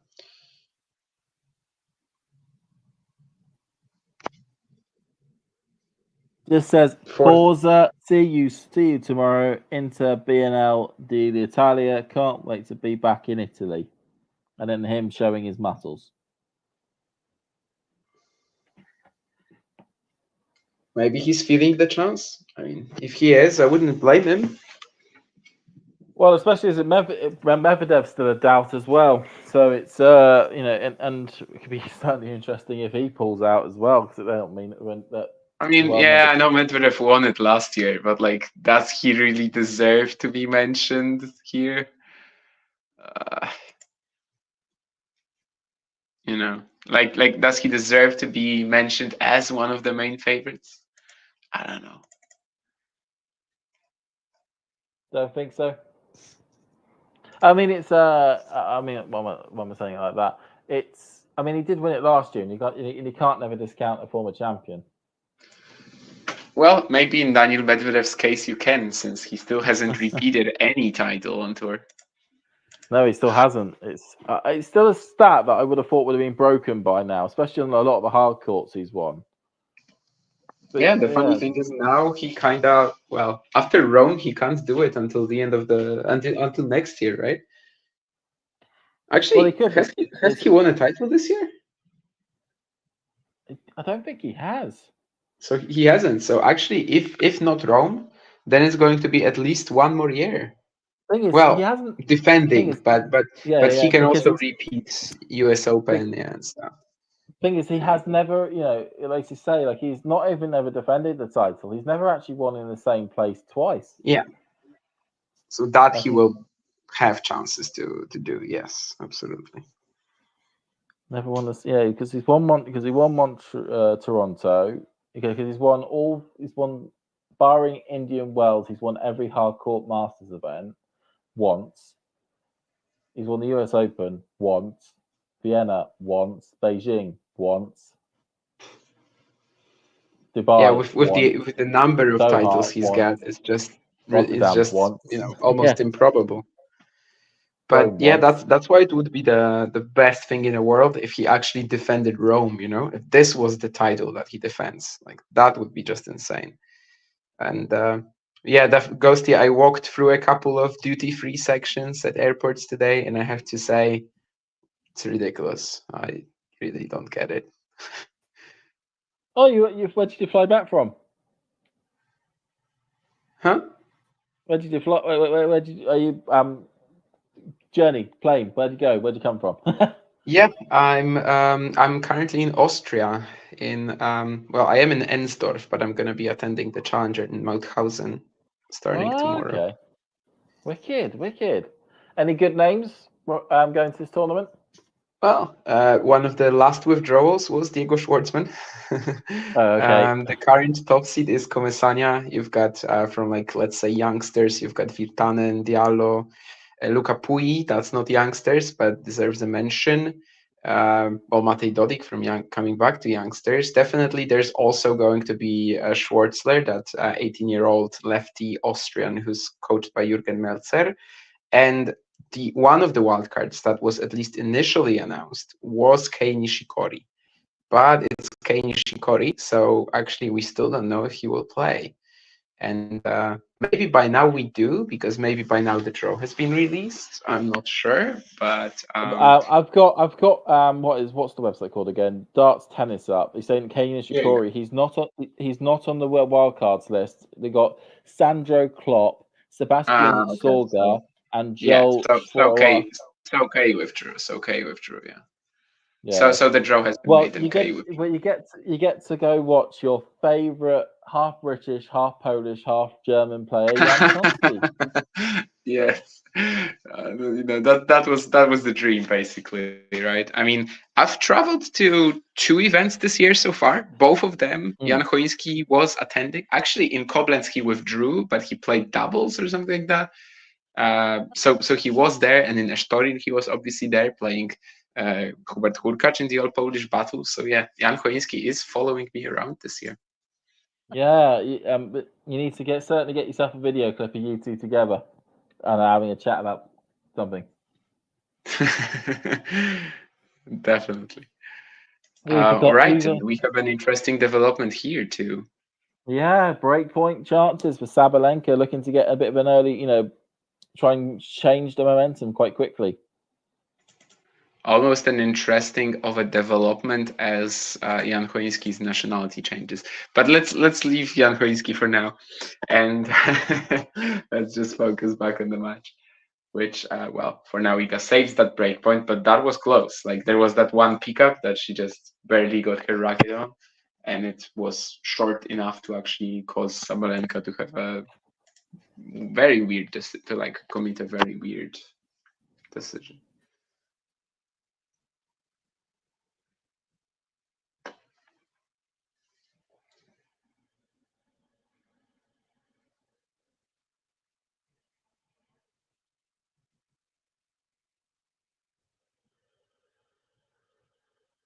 Okay, so another break point to save.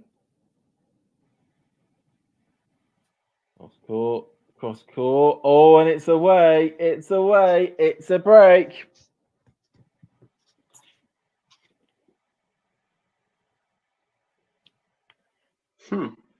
It's a break to Aryna. She looks kind of stunned, Swiatek. Like I think she really wasn't expecting to lose that point on this shot, at least,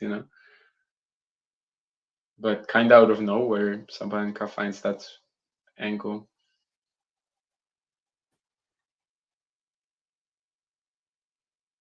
Wasn't much to work with, really.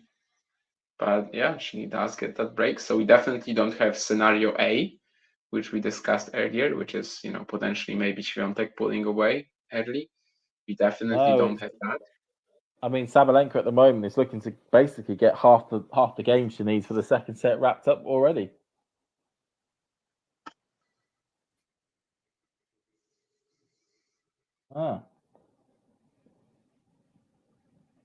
Goes cross court backhand, but Iga Swiatek with a MASH GCSE style triangle cross court hit there, brilliantly put away. Yeah, it's kind of like that's one that Sabalenka broke with.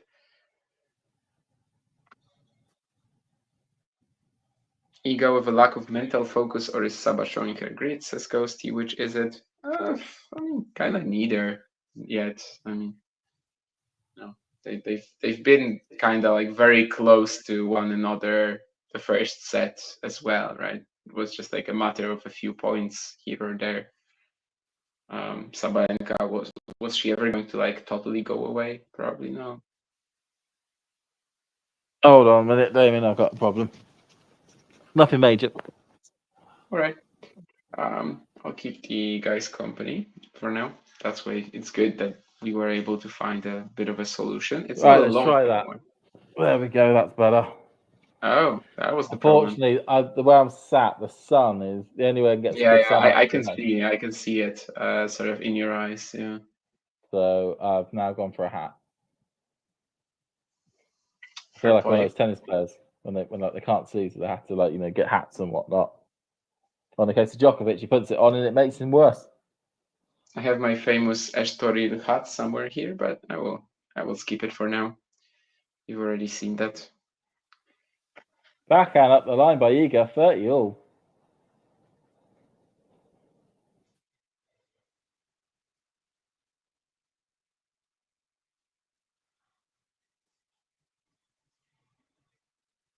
Yeah, and especially with these two, and the same goes for like Sabalenka Rybakina and Rybakina Swiatek. It's just kind of always a bit of a mess because sure, they might be winning a lot of points on their first serves, especially Sabalenka and Rybakina, but like they're also like hardcore going after each other's second serves all the time. And well, I guess it does make for an interesting battle. I mean, it's definitely a better matchup than Rybakina Swiatek is, I think. Out of the three, Rybakina Swiatek is usually the worst. Although their Doha final was fun. but usually it's like not entertaining. Whereas Swiatek, Sabalenka, and Rybakina, Sabalenka, they're kind of always good. Coasty's asking me for a top 3 ATP cap wearers of all cap wearers. Oh god, that's a question and a half. I would certainly, if you're going to go currently, who wears a cap the best? I mean, it has to be because you're thinking about forward-facing caps. And leave that with me, Ghosty. I'm gonna think. I'm gonna put one together about aesthetics of how they look. Yeah, the first person that came to my mind was John Isner. I'm thinking like one for current and one for all time. And on my all-time list, yeah, him, and then who would I go for the next one? Who would I go for that? I'd have to go. So my currently you would have to go Sinner top for wearing a cap. He does it very well at the moment. He certainly wears it very well at the moment in terms of forward facing. I'll do a backwards facing one a bit later on in the show. So forward facing Sinner's certainly up there. Following that, you would certainly have to go for. Who else would you go for? Who else would you go for current? Hubie does wear a cap very well. Does make him fit him incredibly snazzily. And then probably Alex de Minaur as number 3. He does wear a cap incredibly well on the ATP Tour forward facing. All time though, number 3, as Damien points out, would have to be John Isner. He wore a cap very well and got a lot of success from it. Following that, Andy Roddick. He was always very good in the cap. Oh yeah, Andy for sure. Yeah, Andy Roddick for sure. And then my number 1 would have to be the other Andy Murray. He was whenever he had a cap, he always wore it. He's current. Well, current, you got to go for how many times you see them doing it and whatnot. But certainly in an all-time list, he has to be top for the cap wearers. I think Roddick might be the most synonymical actually with the hat, because that's mostly because he started going bald, but still like that I think for me he's like the most synonymical. By the way, Sabalenka double faulted at deuce, and then we had Swiatek surviving a couple of very powerful shots from her. She didn't look fully comfortable in a couple of backhands there, but she managed to get them back in play, eventually forcing the error from Saba. So 2-1 up for Sabalenka, but it's no longer a break.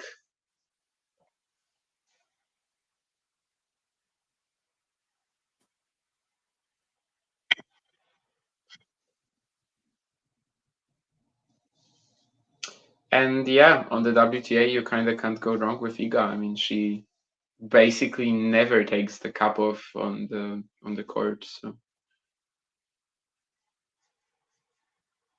Backwards cap.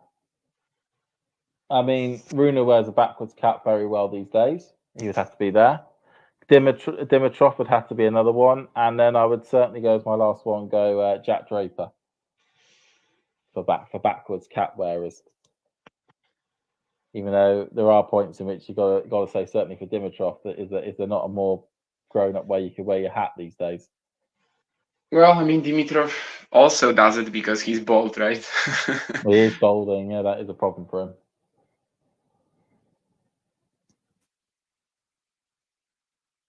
An issue that plagues all men, or can plague all men, or majority of men. Majority, yeah. I'm hoping that it won't plague me, but we'll see. Yeah, I'm in the same boat. I hope as well it has no effect. I feel like I have good genetics for it, but we'll see. Obviously, it can kind of like come and go. I'm very hairy in general, so I'm hoping that will happen. Yeah, but Swiatek is just looking okay at the moment. Backhand. Oh, good drop shot there by Sabalenka.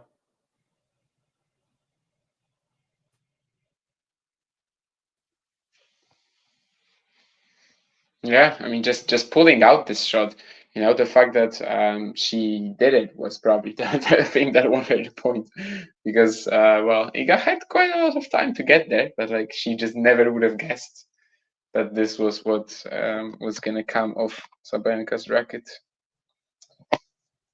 Even though, of course, she did that a few times against Andreeva, for example, but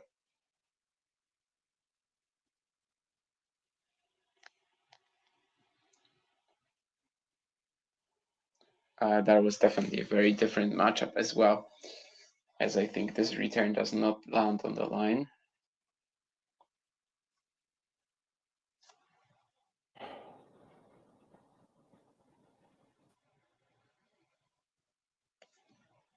I mean, it's been a little bit of a testament of this match so far is that whenever one player has been able to get that break or at least go break up, they've not really been able to sort of like continue it or at least hold on from there. The only exception being when Iga was able to serve out the match to make it 7-5, but that literally was right at the back end of that set. Oh yeah, I mean, it's all about the details.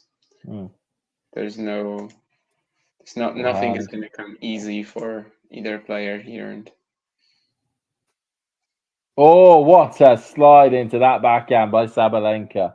Wow, completely catches people her by Iga by surprise. Glide with style.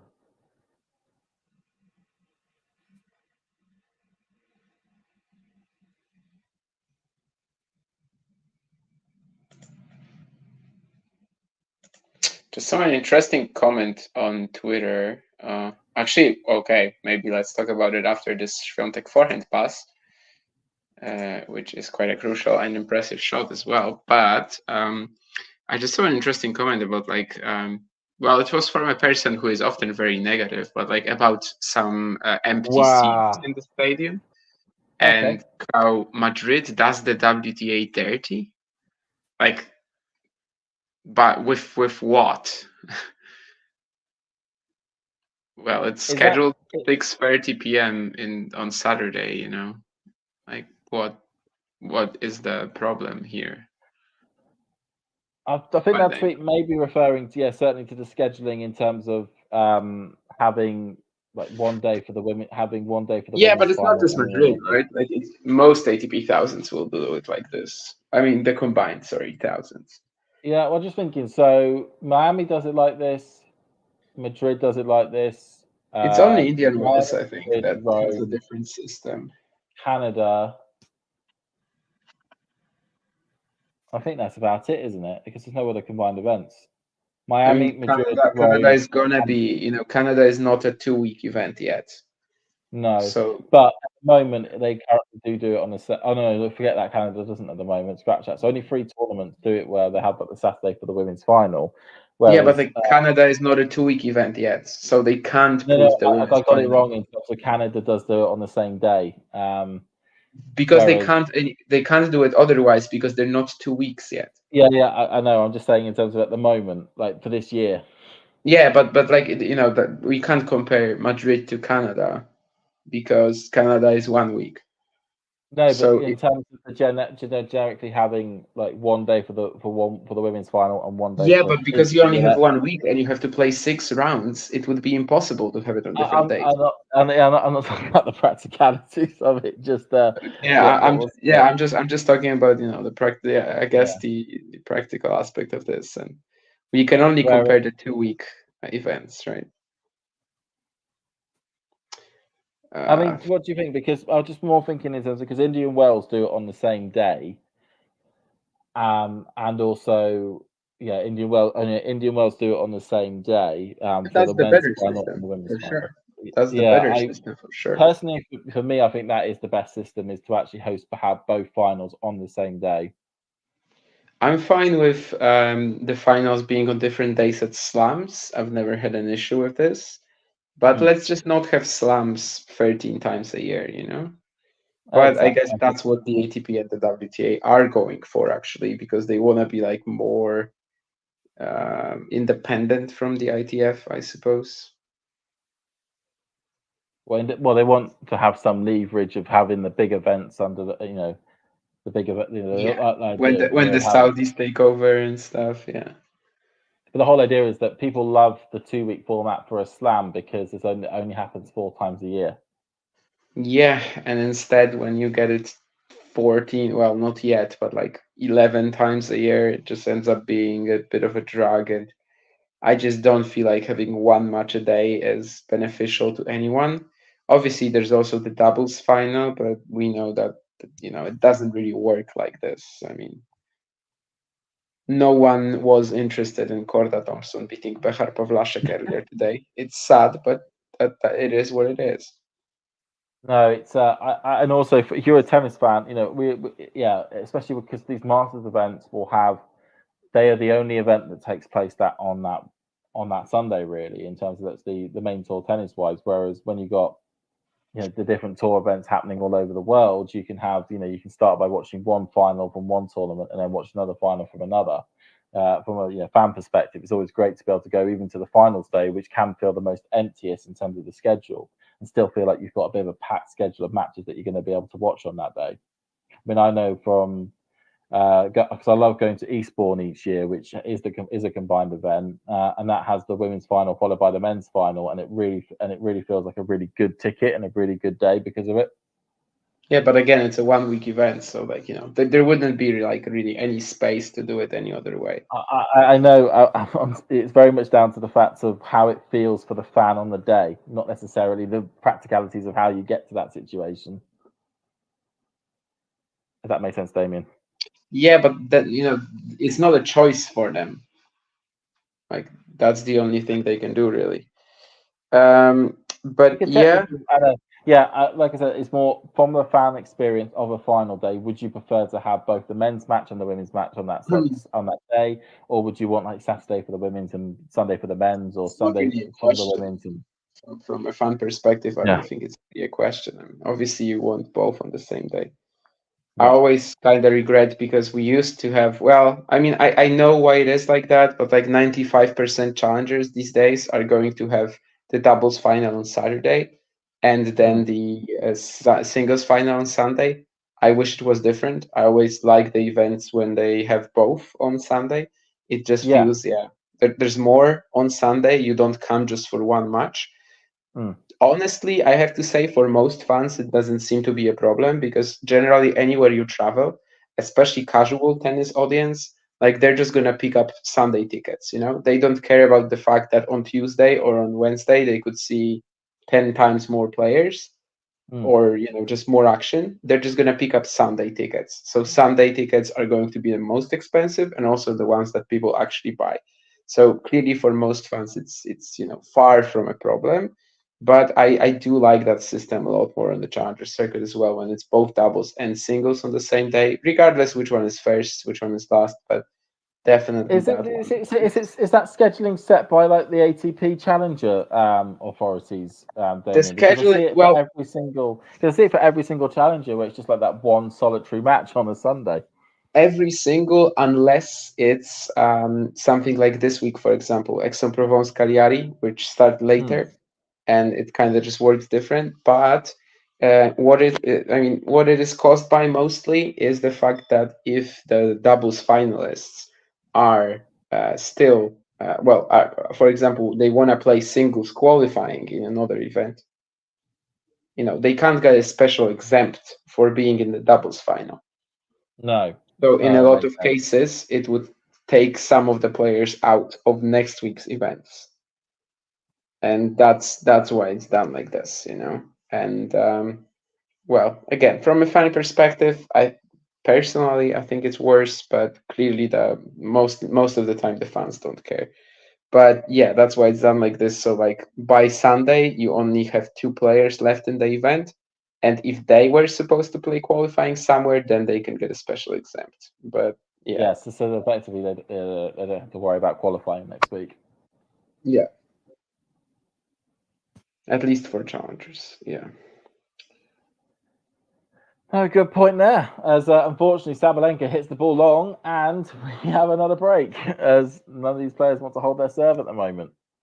Yeah, there was some real sloppy errors at the very beginning of this game from Sabalenka, but later on she was actually fine. Iga found this like great reactive return again, super deep at her backhand corner.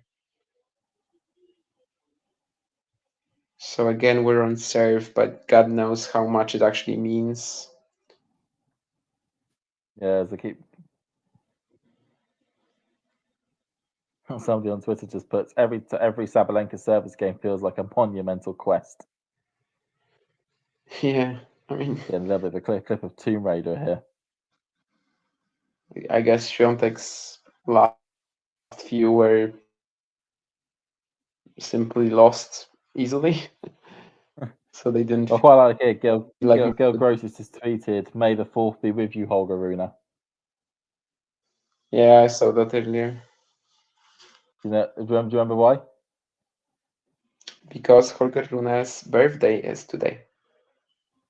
Yeah, that is it. I believe so. I was more thinking of the fact of the tweet that he retweeted from the ATP profile about the May the Force be with you, Sinner, on the Holger Rune match. He says, "May the Force be with you, great Jesus Christ." But it's his birthday today, Yeah, I know. and May the 4th, of course. Yeah. I don't know. I haven't seen that tweet that you're talking about, but It's Harry Rune's birthday last week. There you go.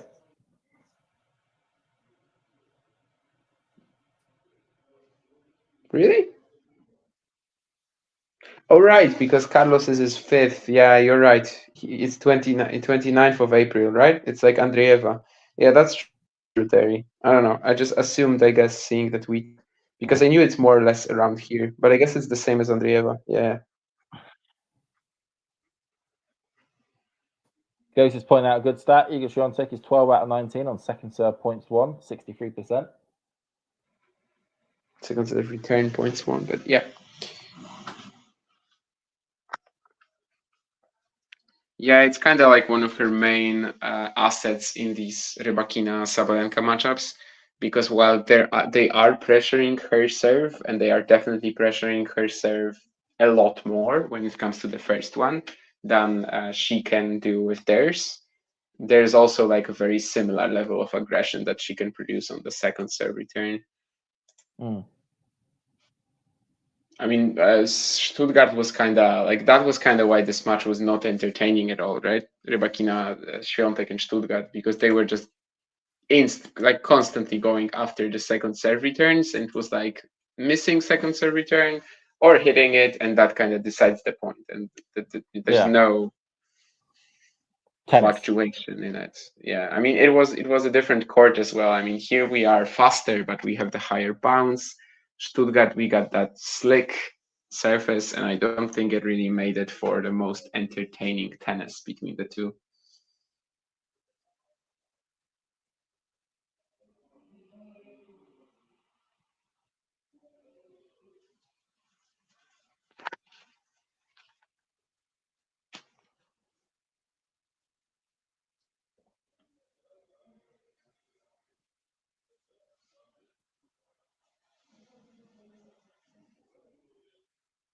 Hat of the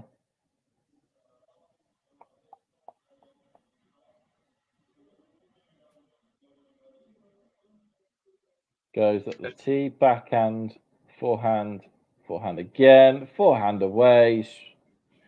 Sabalenka at least trying to stop Iga from holding a service game at this stage. For some reason, even though I'm in Austria, someone outside my room is speaking Polish. Maybe they are discussing the Swiatek-Sabalenka match. They're probably so much of an Iga super fan they can barely watch the match. They're struggling. Maybe they learned Polish, just to impress Iga when they meet her somewhere.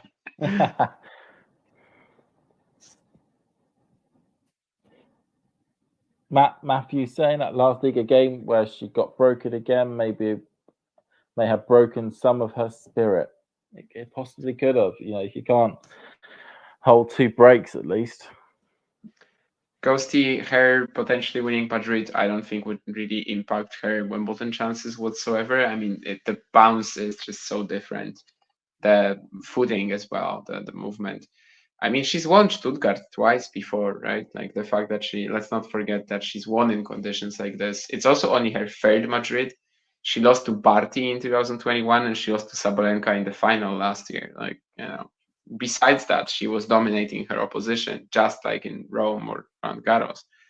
So while it's in particular matchups, it might be a little trickier for her, but still, like if you throw this Sabalenka from today on grass against Swiatek, I don't see how Aryna's not the favorite there.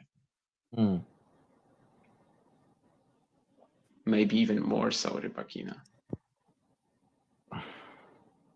Yeah, but it still needs to see a lot more from Swiatek on the grass before we can start considering her a Wimbledon contender. I mean, we did consider her a Wimbledon contender last year. I think everyone did, mostly because her draw was really good.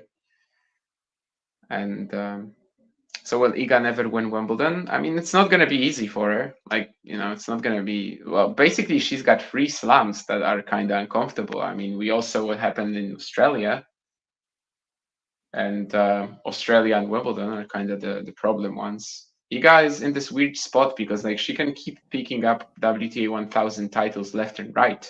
And I feel like she's going to be the best player ever in that category. Like, obviously the focus on it has not been maybe as strong as it is right now over the years, but like Serena has 23 titles there, I think. That's super manageable for Swiatek, but Serena also has 23 slam titles. And in order to do it, Iga would probably have to have a similar breakdown like Rafa, where like you win 10 plus Roland Garros and pick up some along the way on the other at the other slams. Having that US Open is like so helpful for her, but let's not forget that it was a battle. Especially Sabalenka, of course, in the semis. I mean, nobody really thought she was going to win the title until the final for that US Open. Well, when she arrived in the final playing Jabeur, she was probably the favorite. But against Niemeyer, against Sabalenka, she was on the ropes, and a lot of that was again just the fact that we have a lot of fast slams now. We have 3 slams that play like faster than most courts on the tour. I'm not saying they are rapid, especially probably outside of the Australian Open these days, but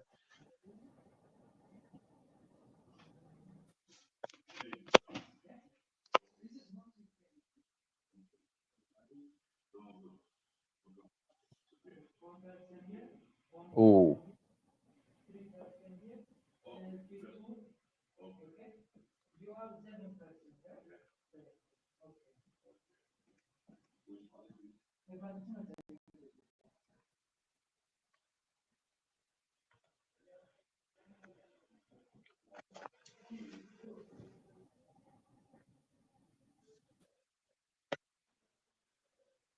Forehand away by Iga, and Sabalenka has finally held. Ghosty saying, "Okay, question for you both, you all. The big 3 in the ATP have players who won on all surfaces. Is the WTA big 3 really a big 3 if any of them can't perform on a given surface?" Well, I would say, do you want to answer that question first of all, Damien?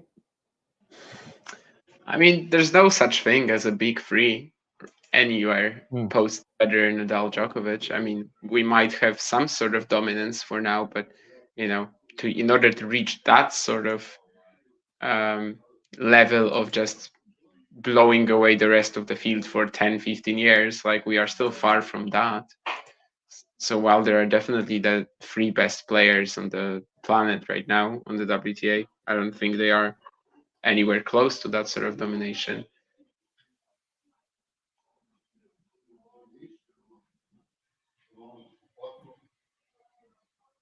No, I mean, yeah, like you say, we could certainly maybe categorize them as a term I try to use called the main 3, which is the ones that are currently at the top of the game.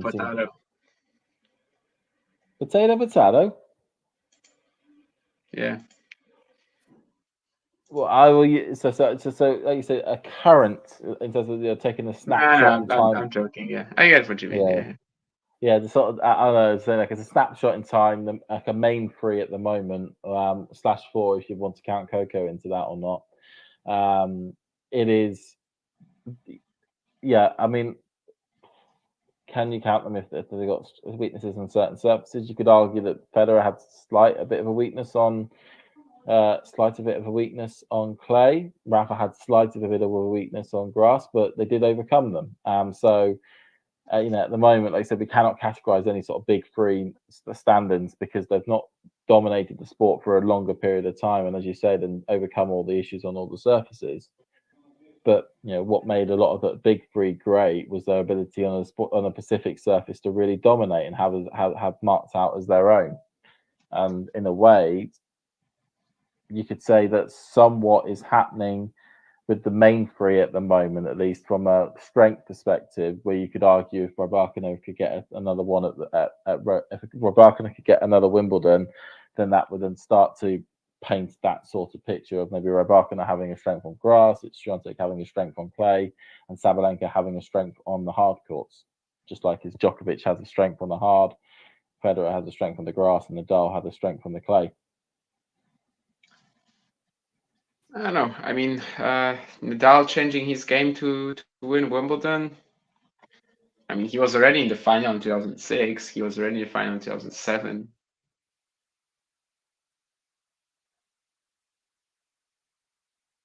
Put away there by Swiatek.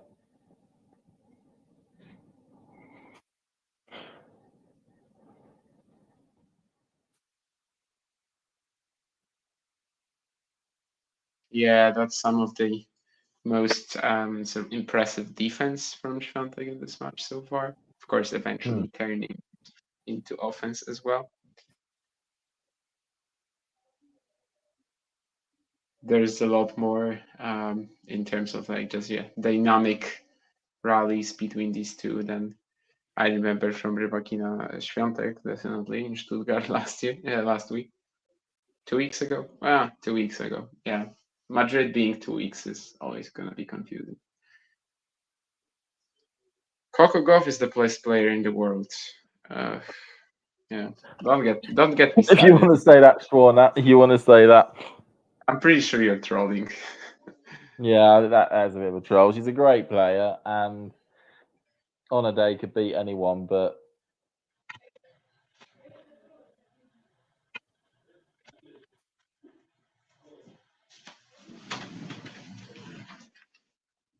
Post US Open, she's clearly far, far behind the top three.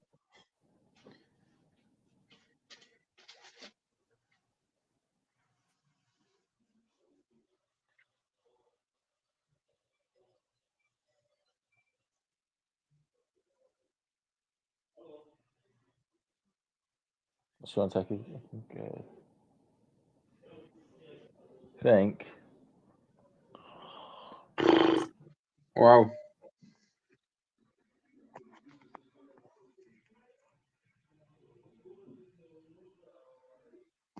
Oh, Sebi Korda is definitely the best player in the world, yeah.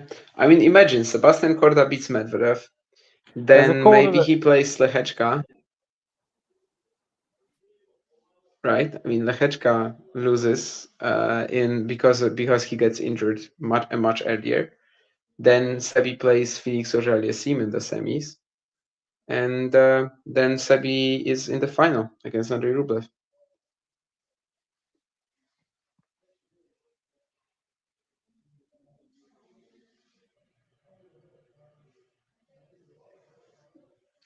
Now, wouldn't that be a work of art? That would be something, wouldn't it?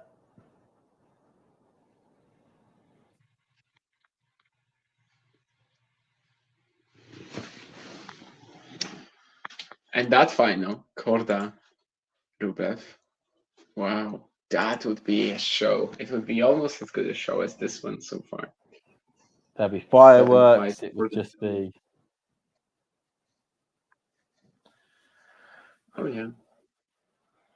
I don't know how what your stance is on the final tomorrow, but mine is basically I'm not gonna watch. Not gonna watch it. Yeah. I'll end up watching it because I like tennis and like these on these big finals. And I like Rublev I like Rublev. Yeah, I like Rublev as a player and as his personality, and I want him to win. No, I'll definitely have something to do around the time, or I'll find something. No, but I think around that time there will be the Cagliari final as well. So yeah, Oh, you've got challenger plans you're going to keep. I don't think I will bother. Like I could also put on that one, right? But I just don't think I will care about it. It's not a super strong stance, It's not a stance of the sort. I hope both players lose, but I'm just not interested in that whatsoever.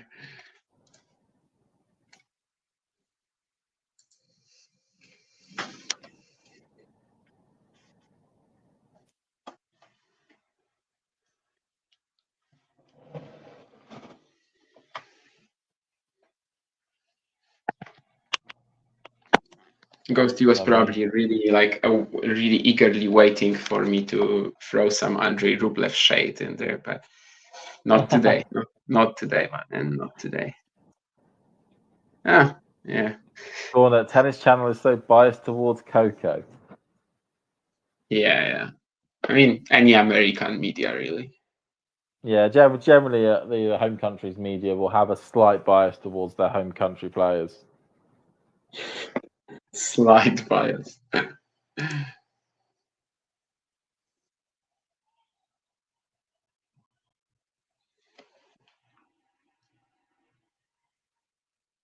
Down the line by Swiatek on that one there, 40-15.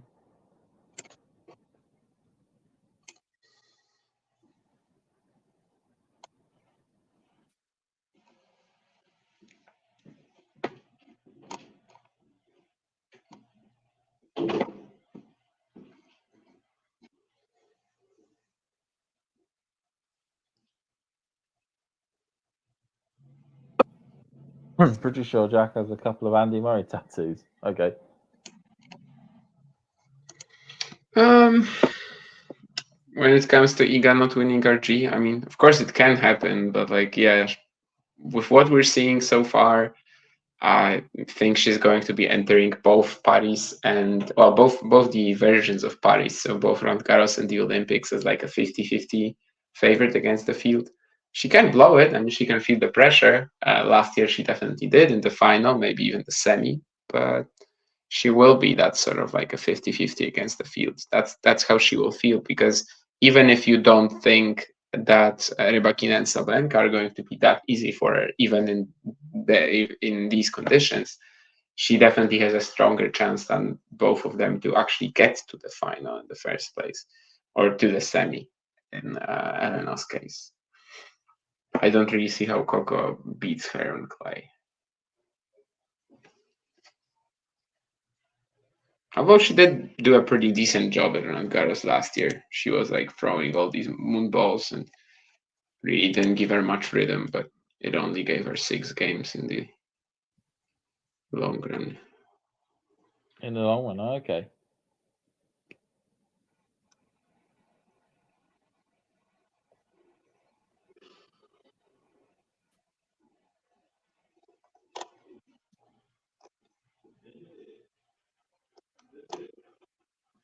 I mean, do you think it's a situation of because a couple of years ago for Roland Garros, they said it was like Igor Swiatek versus the field. It was either going to be what? Do you think it's going to feel like a similar situation for this Roland Garros?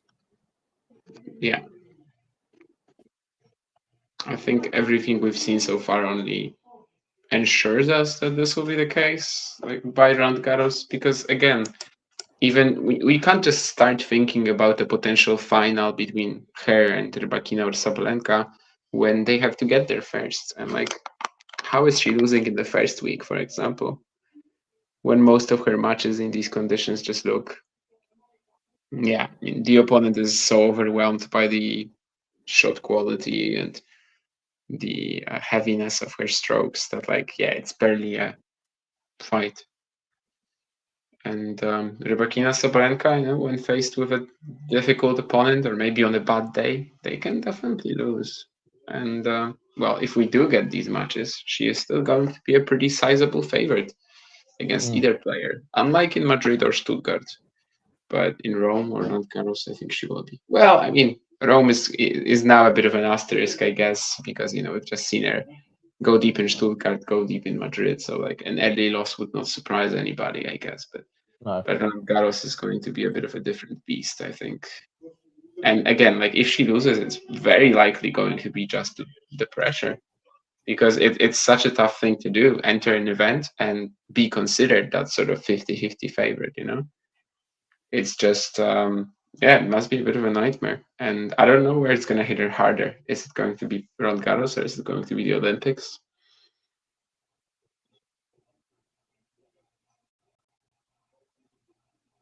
Good question. Where would it hit her harder? Kind of I've feel like always the said- Olympics. You would say the Olympics because it's an event she's never won before. And she's Like, regardless of the fact she played it, in fact. I don't think she has. I mean, you know, oh, did she? Could she have played? I think she probably did play the Tokyo one in 21. She lost to she lost to Badosa and she cried, right? Yeah, she lost to Badosa and she cried. Yeah, because although she's going to be going back to a venue that she's won at, you know, currently 3 times, probably a 4th time for this year, it's still the fact that it's a completely new competition. It's not the familiar Roland Garros usual sort of Grand Slam. It's the Olympics, and you're going to be in the Olympic Village, and you're going to see different advertisements, and different sections of the world press are going to actually want to be talking to you because it's the only time of the year that they'll be awake to the to Olympians as tennis players.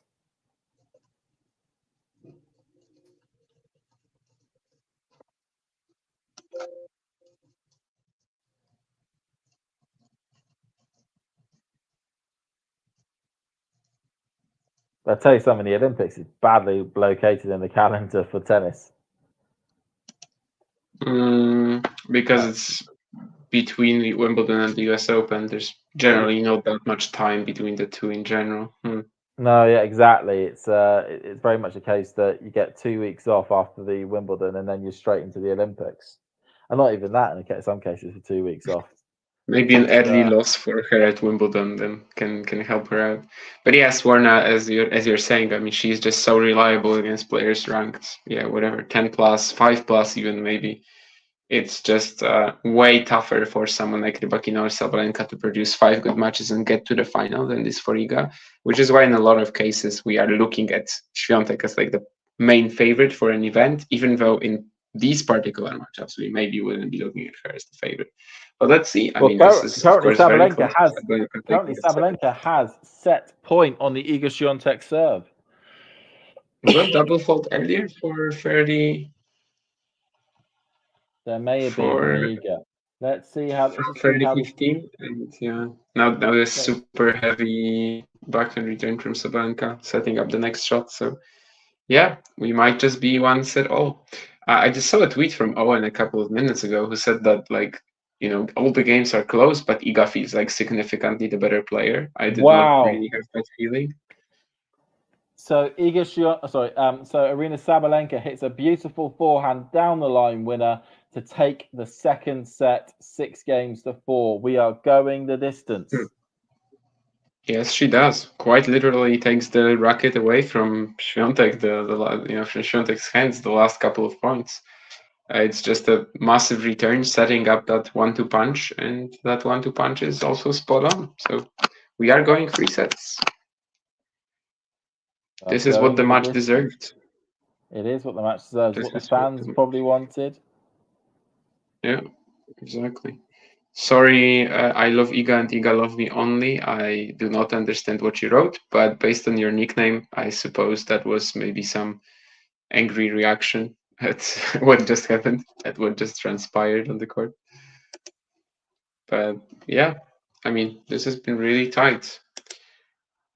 I'm not really of that idea that that Iga has had some sort of massive advantage.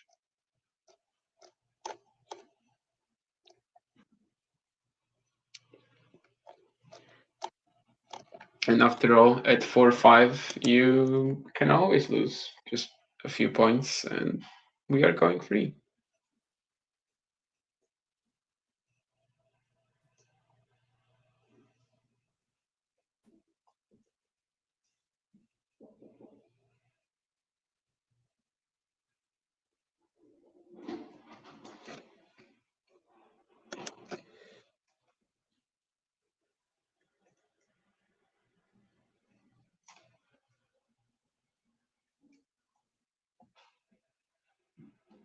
Wow, so we are in.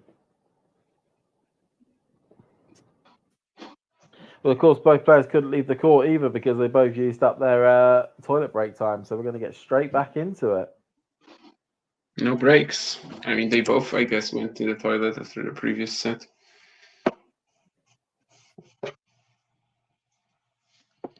But yeah, we're getting the third set that everyone wants and that everyone kind of expects.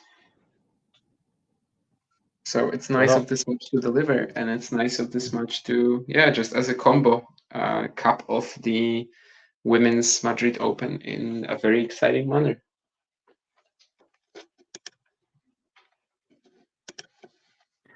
Probably also a slight advantage for Sabalenka to be serving first. Just keeps her nose in front. Certainly in the final set, you probably do want to be serving first. So the pressure is always on your opponent to keep up.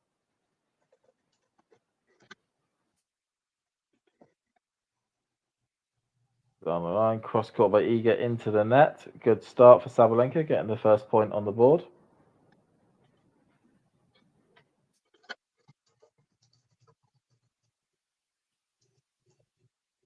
Like, I've got two very tense situations happening at the same time, Damien, because we've got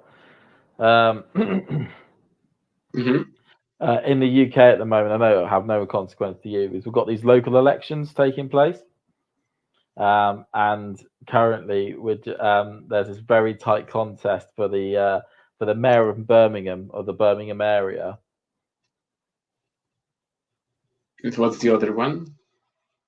Oh, cross court. And so I'm currently got like a BBC News up, just scrolling through all the charts. And the other one is the Madrid final. And the other one is the Madrid final. Let's keep looking because it's going to be very tight in that one. If anyone's from the UK right now will probably know how tight this Birmingham mayor situation is happening. I'm not even from Birmingham. It'd just be a really big story.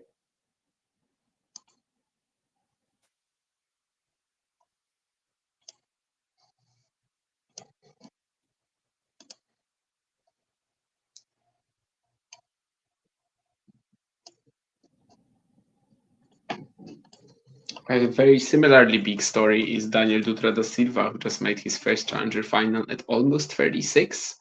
And if 36? He wins tomorrow, and if he wins tomorrow, he's gonna beat the record of the oldest first-time winner by actually pretty much spot on 3 years. Wow. Well, just shows, that your best tennis can take place at the oldest part of your life. Yeah. That backhand was slightly wide by Swiatek by the looks of it. Or is he getting challenged? Let's have a look, see what the board says.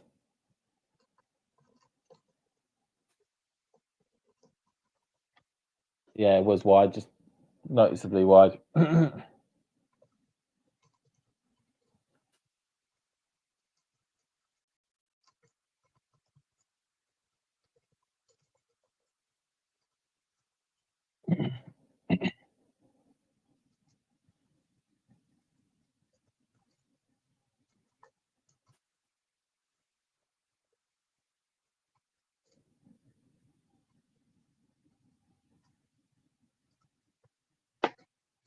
Just slightly out there by Sabalenka, so double fault, but still has a game point.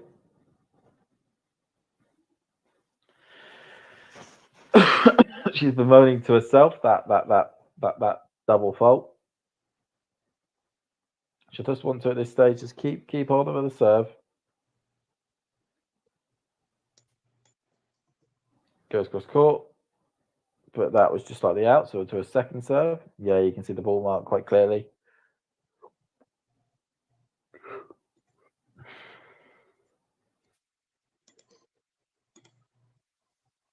Backhand long though by Iga, doesn't able to capitalize. So Sabalenka 1-love up.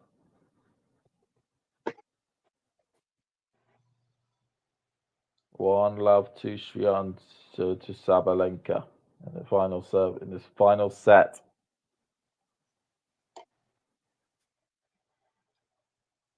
Well, I certainly would say that if this level of match could translate over to the Roland Garros final, that would be very handy, wouldn't it? Absolutely. And last year we almost got that 5-2 up in the third set. Sabalenka over Karolina Muchova. And then Mukova found the tennis of the gods to get her across the line. Some say that. Some say that it was just another one in a fairly long line of Sabalenka strokes in semifinals. I mean, I'm kind of in between, but certainly it was very close to this final happening. Aryna, I guess, didn't really struggle on the way either, right? I mean, there was this tight match with Sloane, but it was still 2 sets. So, yeah, both players were looking really strong by the time they entered the semis. And, well, to be honest, losing to Karolina Muchova is absolutely no reason to be, like, very disappointed or anything. But from 5-2 up in the third, I mean, you're always going to... What a backhand. Yeah. Okay, I'm back to watching the match a little bit more carefully because I had to put out the tweet on Daniel Dutra da Silva. That's all right. Just keeping up to date what's happening here.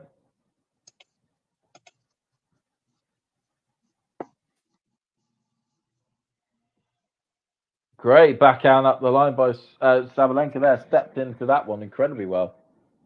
Nervous looking fan in the crowd as well.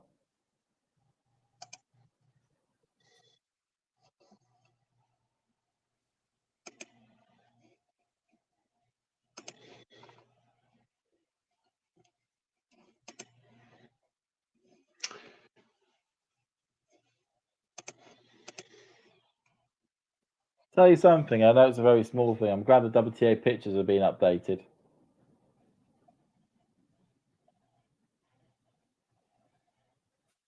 Just keeps it current and in line.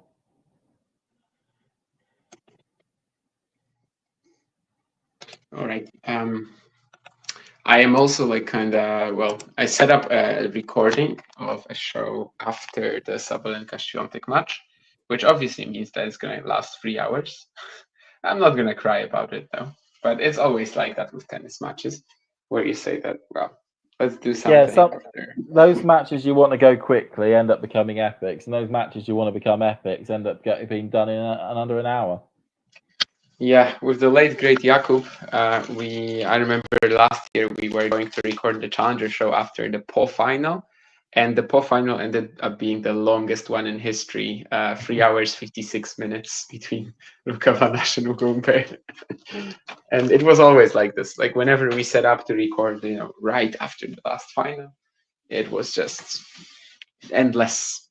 And I guess we're also ready for the endless one here. But again, I don't really mind. It's still a good one. It's still a really big moment for both players, for the sport, maybe even. Without sort of, trying to sound that, like, add a lot of pathos to it, but still. Got onto the baseline.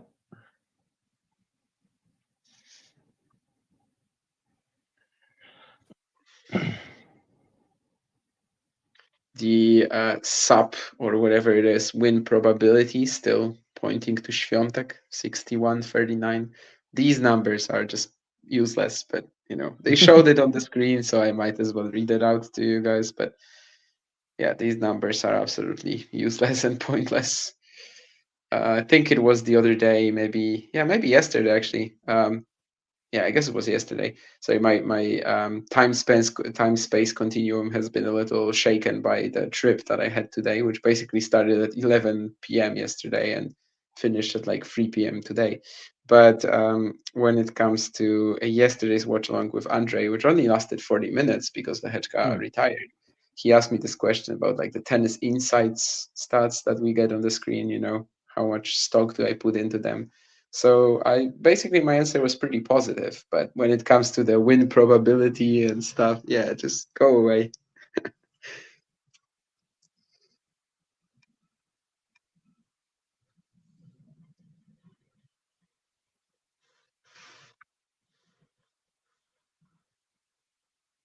Sabalenka looking okay, but just potentially some cracks on her own service game.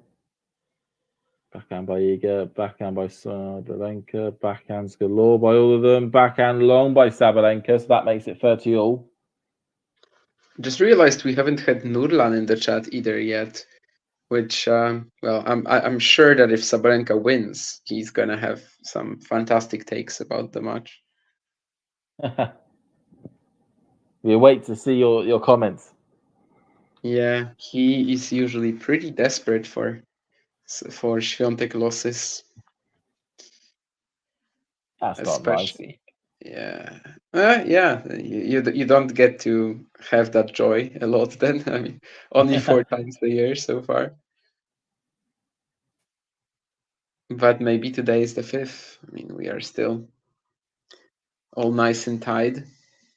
Oh, good backhand, and takes it away. And Swiatek has a break point here.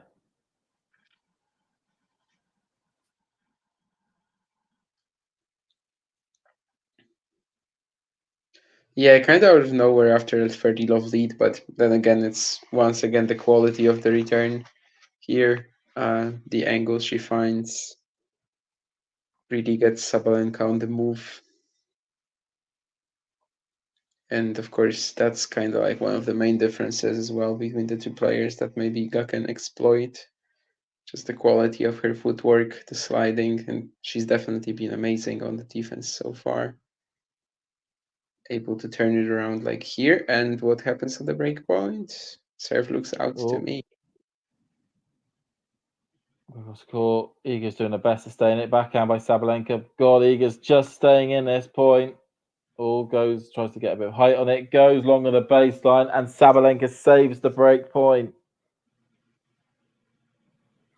Little fist bump from Sabalenka in the process.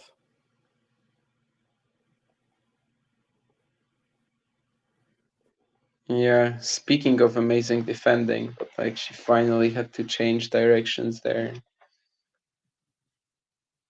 But that's a nice composed point from Sabalenka as well, right?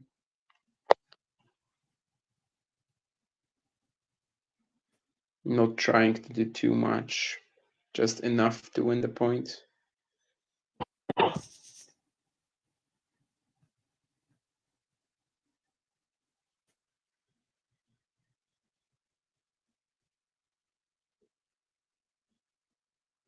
Sabalenka goes wide. Oh. Cross court by Iga gets another break point.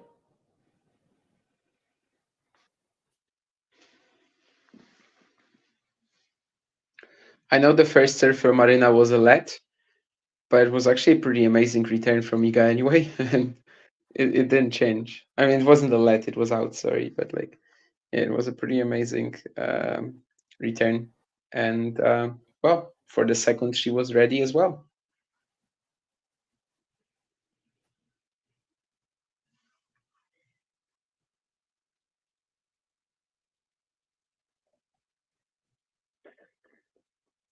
Great backhand there by Sabalenka, saves another break point.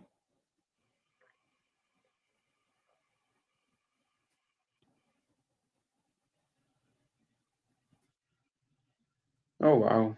Yeah.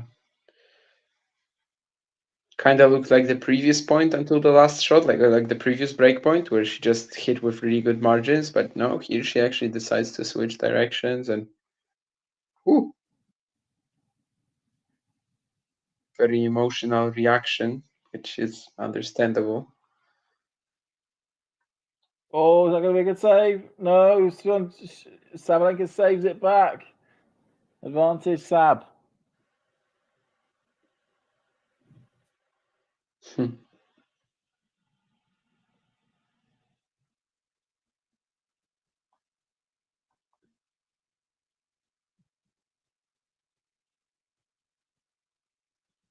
Oh, ground swipe by Iga at the process. She's not happy with that.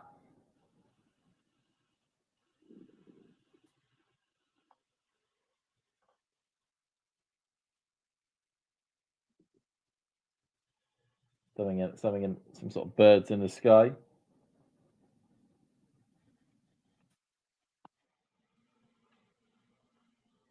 Out Sabalenka's second serve. Ghosty, thank you for the super thing. Oh, Ghosty, thank you. Yeah.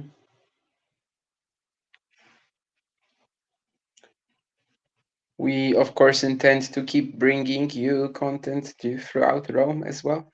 Personally, I will likely be appearing a lot less, given my Mauthausen, well, duties is a weird word, but my Mauthausen stay.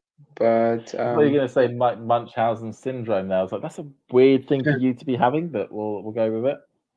Yeah, that was not what I meant. Yes, but of course the channel will keep going, and there's always going to be next week's. As much as everyone would expect the channel to completely obliterate and disintegrate with the mere mention of the fact that Damien will be doing less matches, we will survive somehow. You know, that the dark days will forever. You know, we will get through them.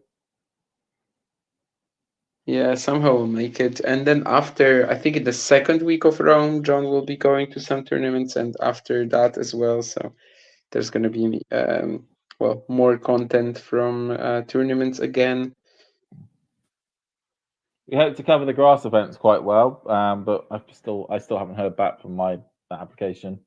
Yeah, me neither. What did you apply for? Queens. All right. Yeah, I applied for Surbiton, but yeah, I haven't heard anything yet either, which is a little frustrating. But well, my only hope is that if they're taking but this I long, would love for these things to be. I say if they're No, taking I mean this for long, Queens, yeah, I guess for Queens. I'm hoping if they're taking this one, that means that they're really having to deliberate over our application and take it seriously. Maybe. No. Ghosty, Rome and Roland Garros, they both didn't give John credentials. Roland Garros seems to be very tricky in general. Yeah, I don't know about Queens. Yeah, for Surbiton, like I'm pretty sure that I'm gonna get in because why not? But I still want to wait for the confirmation, you know, before I buy the accommodation tickets and stuff. But yeah. Well, I'll be going for a fan for a couple of days to Surbiton, so hopefully I'll see you there, Damien. Hopefully, I mean, I am very, I am definitely very set on doing this. But yeah, again, honest. Have you been before? No, I've never been to the UK.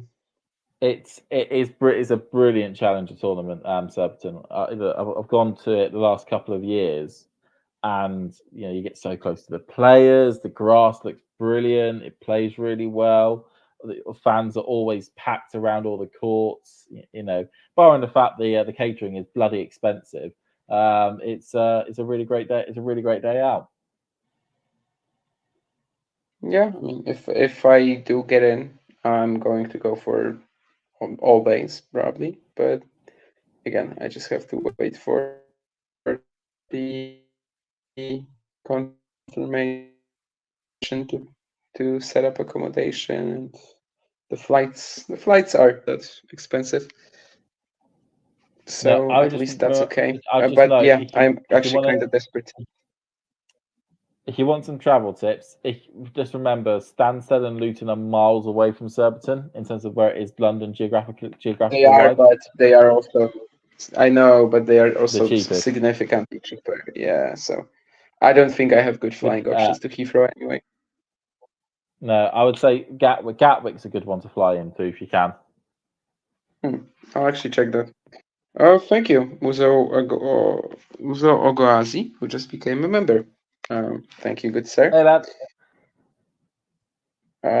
I think most of my options are Stansted and Luton, but I also haven't looked around that properly since, yeah, again, I'm just waiting for the confirmation. But yeah, they kind of like teased us, with that 15th of April, you can already apply, but now they're probably going to wait until like a week before the event. But anyway, Really 15:30. test your resolve, yeah. Yeah. 15:30 here, so obviously we do have these pendulum swings in tennis a lot of the time. There was a very important game just now, and maybe. Guy says, I like saying Gatwick. It's an airport I like flying out of. It's a very good airport, in my opinion, Gatwick, but it can rub people off the wrong way. What happened here? I guess What? we're replaying this. Yeah. Sabalenka's looking dangerous, but Iga's just trying to hold her off. Iga wasn't too pleased about that replay, I think. But...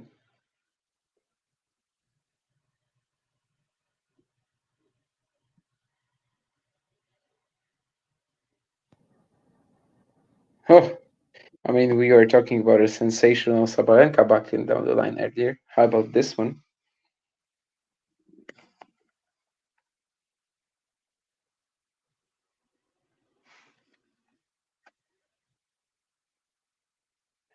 And I guess recently, well, our Olympics game as well, a lot of the time. Oh, okay. Sabalenka here now with a break point. Will Iga get punished for not taking her chances in the previous Sabalenka service game?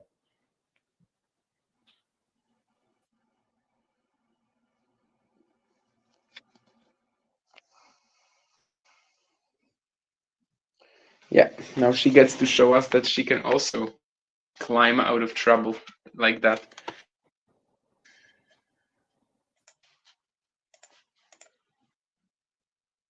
Sabalenka on the attack. And cross court and the break all in one. And soon we will find out if she actually can.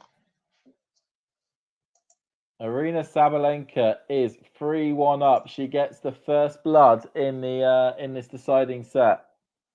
Terry is not happy. The big question now is that Sabalenka has had many a breakup points. Many a breakup on. Oh, that makes any sense. She's been breakup a lot on Swiatek, and Swiatek has come back quite quickly. That was noticeable at the beginning of the second set. Can Sabalenka hold on here to really open up a bit of a gap between her and the pole? And that's a good start by getting the first point.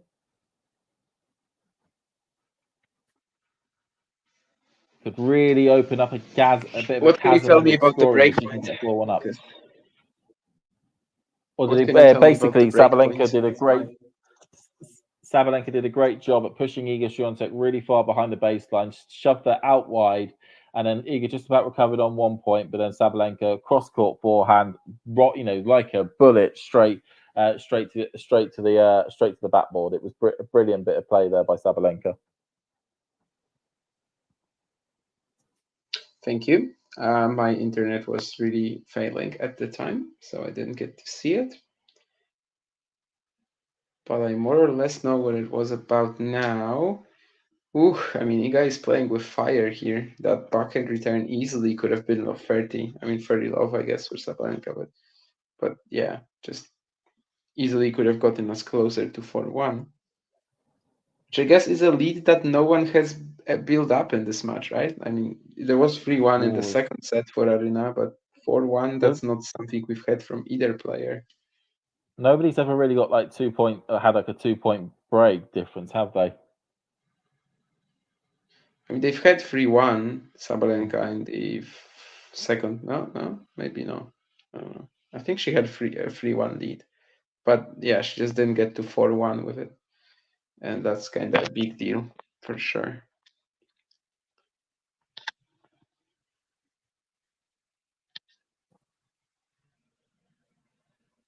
Ghosty pointing out the Iga first serve percentage. After 2 games in the second set, 45. Interestingly, she's winning a very similar amount of points on her second serve as on her first, which is kind of counterintuitive, but okay. Wow. Okay, Swiatek's got 2 breakback points. Haven't seen the second serve yet, but is that the yips? It just seems like the Swiatek is so much more aggressive on this game at this point. Just Sabalenka has just been bullied across the court at this for each point. Yeah, so it wasn't the yips. Okay, because of what you said, I was thinking about the double fault potentially, but no. This is clearly Swiatek trying to earn the break back. Yeah. But here we've got a second serve. Goes on a tee, backhand by Swiatek. Put. Oh no, it was a let cord. I got overexcited there.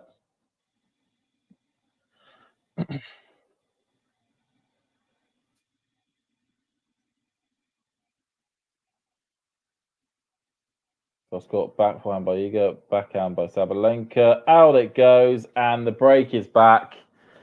That small window of a lead or a break, like a gap of a lead, has dissipated as both players go for the sit down.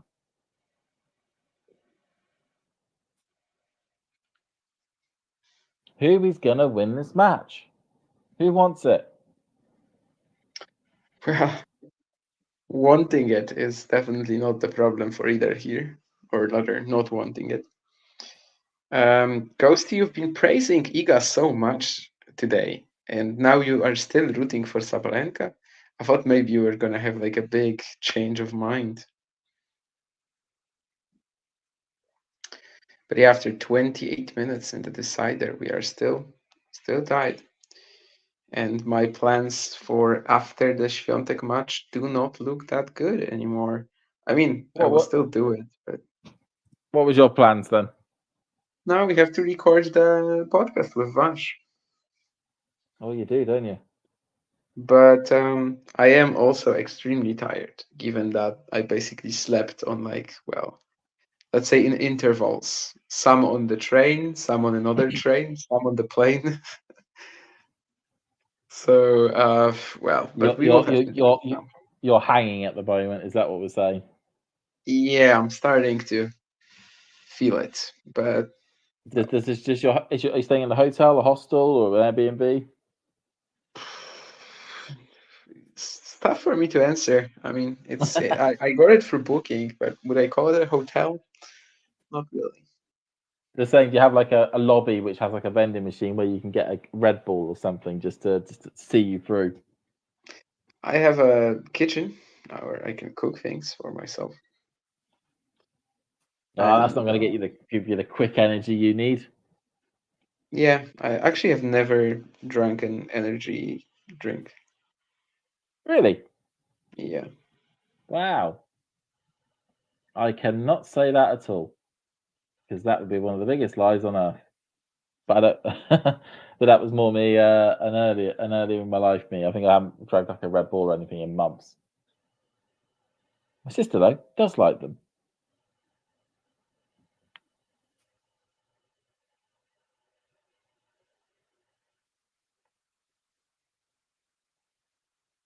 Sabalenka at the moment 15 up on the Swiatek serve. Yeah, another insane backhand. But I tell you something, Swiatek is really being aggressive here, really putting the aggression in.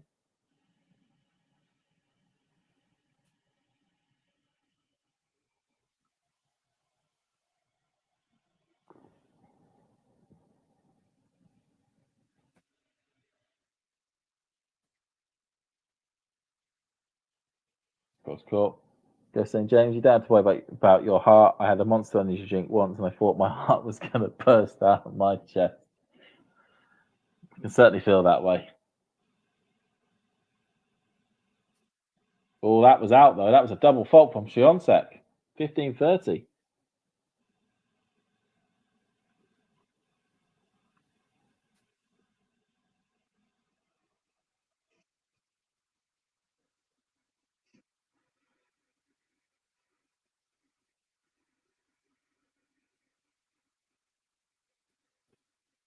Swiatek goes down the tee. Forehand by Aryna, backhand by forehand.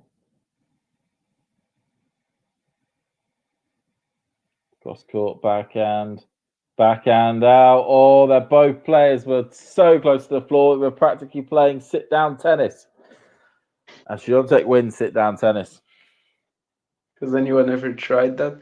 But it makes sense for Iga to win sit-down tennis against Sabalenka, right? Yeah. She's definitely better in that sort of realm. More athletic, better on the crouch positions. And I'm not talking about Peter Crouch, as he definitely would not be crouching. Oh, good old Crouchy. Out there by Sabalenka. So Swiatek 40-30, looking as though she's going to hold her serve here. We may get to 3-all. This has to go down as one of the matches of the season so far.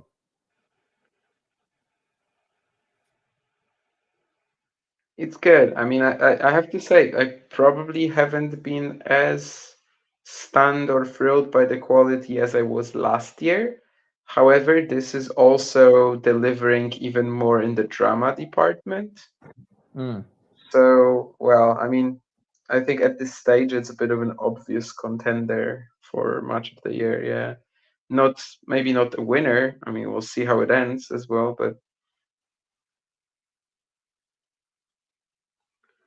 3-all. Yeah. Indeed, 3 games all, and if it's gonna be, wow, good for you, Ghosty. I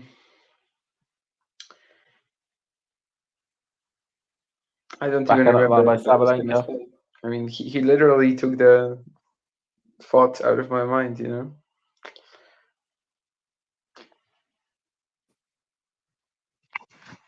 And it is indeed going just like set 2 so far, in many ways.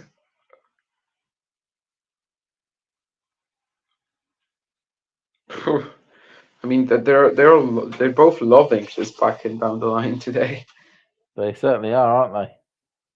regardless really of what's coming from the other side, cross court. They're just slamming it there. And that was kind of the case for Swiatek against Rybakina too. No? So, but Rybakina was pressuring her so much on that slicker indoor court in Stuttgart, and yet there was one thing that Iga could always rely on, and it was that backhand down the line.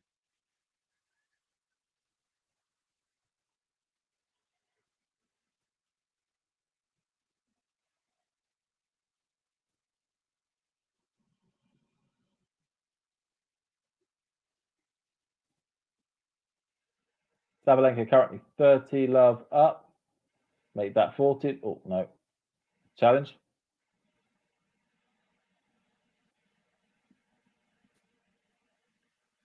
Thought that ball was in, but let's have a look.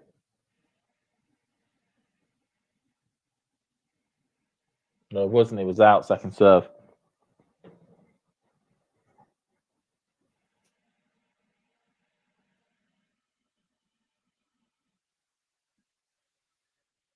Backhand by Iga. Backhand up the line by Sabalenka. Catches Swiatek out. 40 love. We are certainly in the second half of this set. Ghost is saying it would be really cool if this ended in a tiebreaker. That is a strong possibility the way things are going. Well, we've already had 2 sets that were kind of looking like they were going to a tiebreak. Neither did, but yeah. No, right at the bitter end. Third time lucky.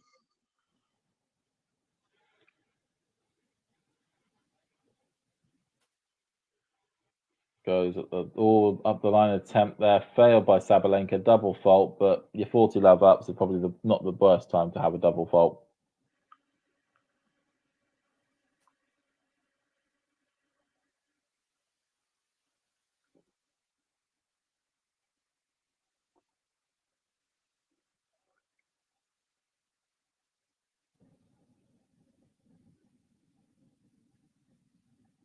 Yeah, like with every game, we kind of just cement the status of this match, right?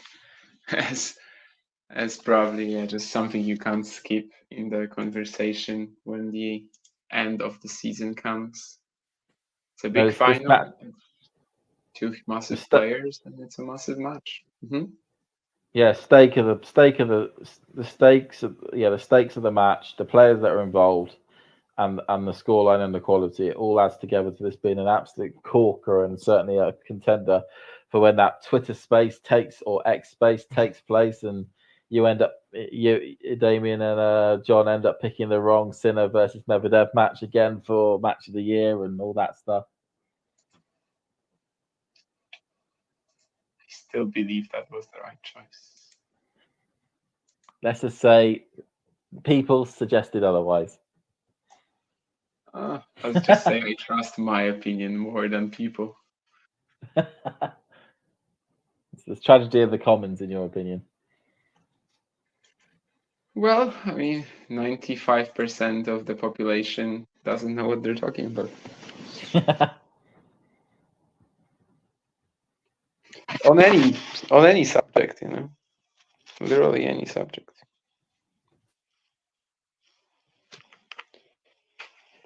What's happening here? Well, I got a TV ad break, but it's 4-3 at the moment to Sabalenka. She held serve quite well at the end. So Sabalenka, you would certainly say, given the fact that she's serving first, is certainly got the What edge. was that? Was she slight edge pouring against- water from somewhere?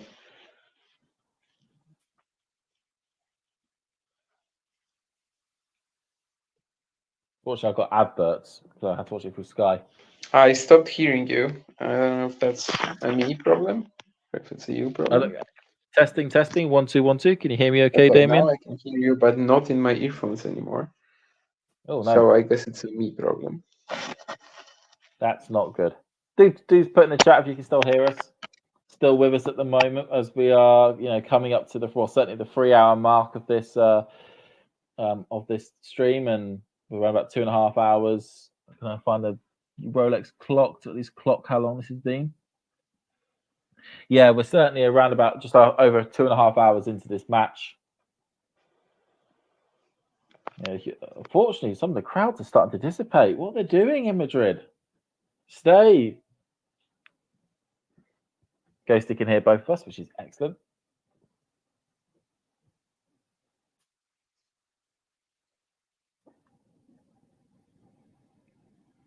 Okay, so Swiatek here looking to at least try and level it back up again. Goes court. Forehand by Sabalenka, backhand by Aryna. Okay, Swiatek really laying it down there. Brilliantly located onto a backhand up the line, lands right on the tee, and takes it to 15 love. Well, I can't hear you on the earphones anymore, but I can hear you on speakerphone, so I guess that's okay too. Please don't steal the car, Ghosty. Don't listen to that voice. You don't want to end up in prison.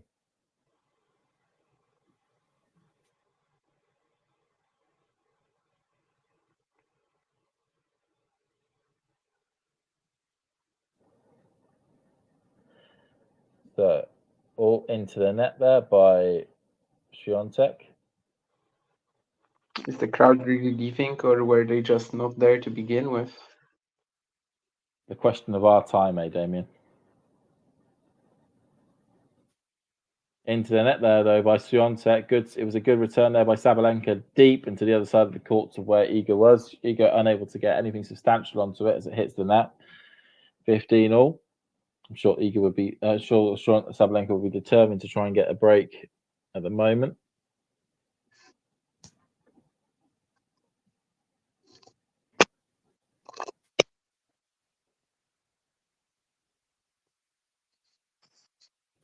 Forehand by Sabalenka. Oh, really good forehand by Sabalenka. Swiatek. Oh, just about keeps it in. Sabalenka then goes for the forehand again. Swiatek. Oh, but Sabalenka hits a ball wide. She tries to go cross court on the forehand, and it goes into the tram lines. Ouch. Yeah, that was a proper chance. 15:30 That was was there for the taking. that was just because she lived to regret that type of ball.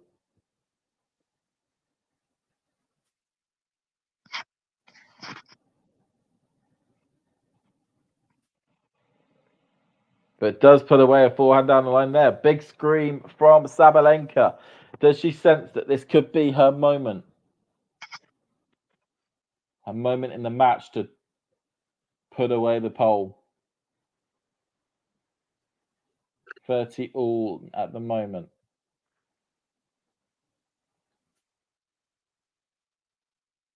Into there by Swiatek. Cross court. Just back by Sabalenka. Up the line by Swiatek, though. Perfectly put away. Swiatek 40-30. Has game point on her own serve to try and make it 4 all. Yeah, I was just thinking that like the last few points have really been all on Sabalenka's terms, and of course Iga just instantly says, "Okay, yeah, now I'm going to actually play completely on mine."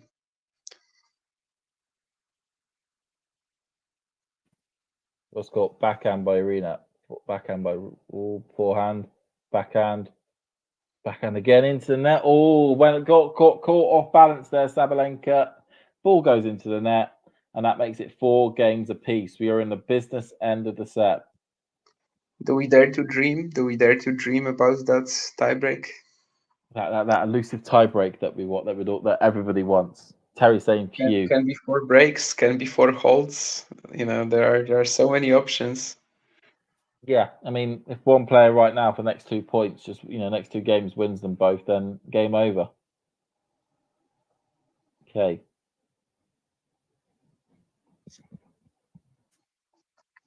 Sabalenka goes in the tee, just goes wide, so second serve.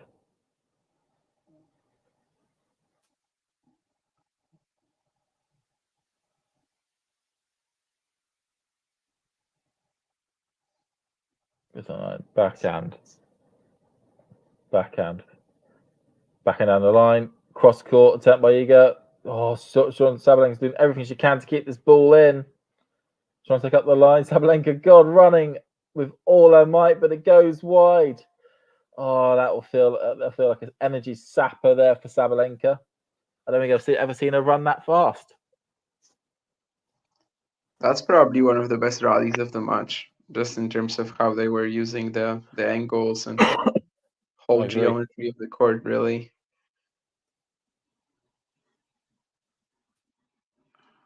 Ghosty says that he underestimated Saba's fitness.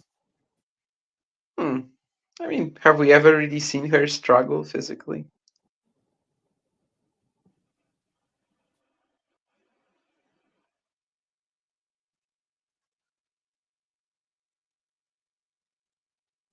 Hello, Marcus. Yes.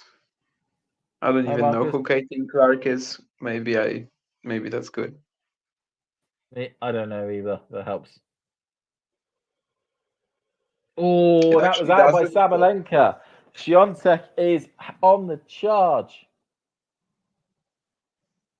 Yeah, kind of opened up the angle for Aryna there, but that would have been a ludicrous forehand down the line if she made it.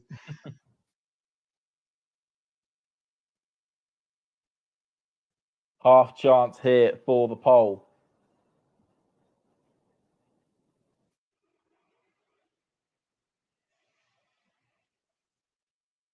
It's on a key forehand by but that was a brilliant serve there by Sabalenka. Just takes the ball out wide. Swiatek unable to get any real contact onto it of any sort of control, and it just goes wide of the baseline. Okay, Sabalenka though still in a sense of danger.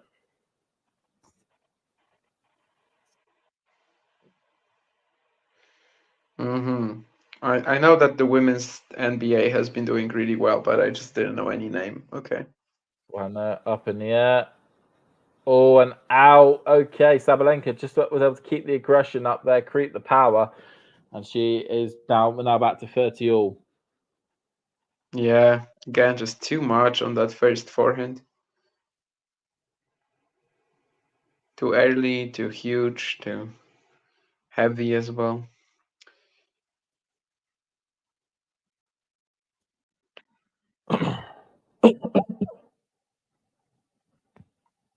I don't Okay, even know so- who should win this game if we are going to get that tiebreak, you know. I honestly couldn't call it right now. Yeah. Was that an ace? That was an ace. Wow, That second was an serve ace. ace from Sabalenka. Kick It on comes that at a one. very crucial moment, yeah. Big point and a big time. Okay, Sabalenka here looking to make it 5-4.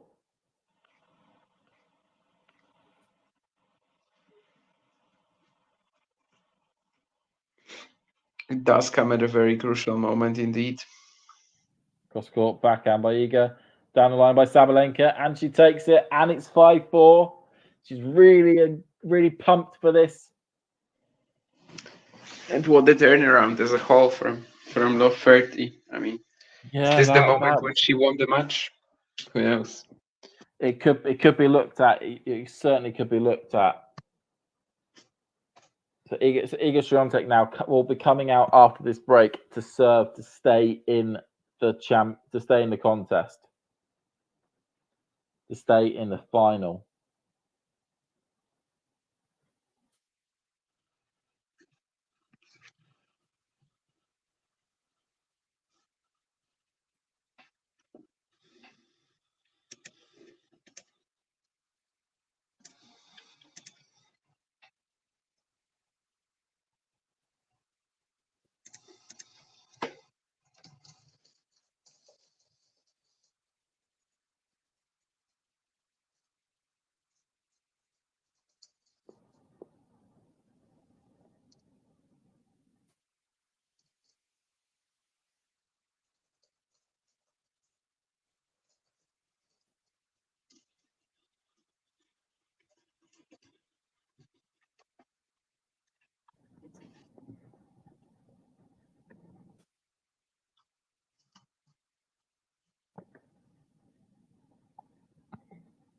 I would not be feeling too confident ahead of this hold if I was Swiatek, but thankfully I'm not a professional sports person, as I would require constant attention from a psychologist.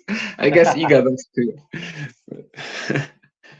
Yeah, this is like the most high pressure of situations right now. You are serving to stay in the contest. You know that you are on serve currently, but if you get broken here, it is game over. It will feel so unfair. No opportunity to try and rectify the situation. But Swiatek has a great start there. Brilliant serve. Sabalenka can't get the ball back on the island. So 15-love Swiatek. The most brutal way of actually getting out of this for Swiatek would be a very quick service game. Get back to 5-5 and ask the question again to Sabalenka.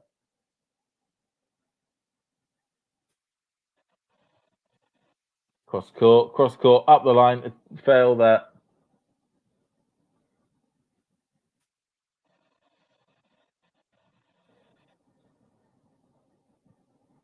So that is 30-love at the moment to Swiatek. I have to go back on one of the statements I made previously. Go on. I basically started watching the other faster stream right now because I was suddenly like even further behind you, and the rally you're just gonna watch. Oh my goodness! And that statement that I want to go back on is probably the last year's final having significantly more quality. I don't really think that's the case anymore. Bloody hell. Bloody hell, that rally. You're correct. 40-love now. Bloody hell. That was peak of your powers, both of them going at it. You could see it in the arm movements as well.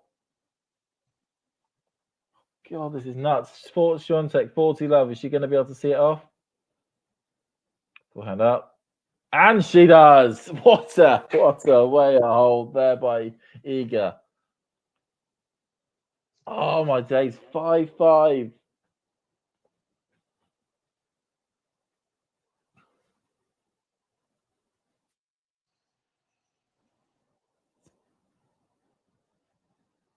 Shauna saying this is way better than the match I was expecting to see. I would agree with you on that one, Shauna. Hopefully Terry is okay at the moment.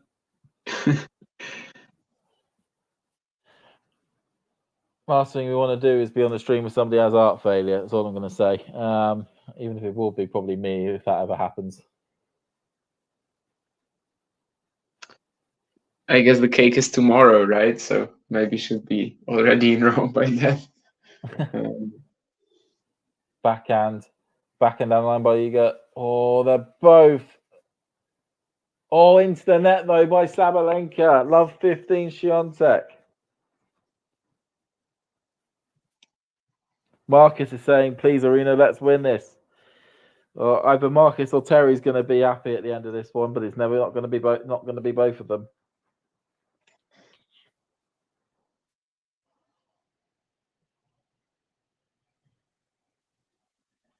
Just give them both the title, just consider this a draw. If a women's match goes third set tiebreak, it's a draw. That's a new rule that I'm introducing. Yeah, bring out a chainsaw and just saw in half the trophy. Honestly, if I remember correctly, like how the Madrid trophy looks, it probably wouldn't even make that much of a difference because they changed something this year and it's like this abstract thing that doesn't make any sense. Somebody says it looks like something from Star Wars, like a helmet that a Darth Lord puts on their head.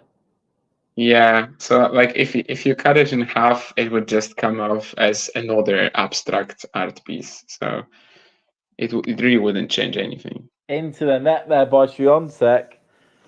Sabalenka 30-15 up.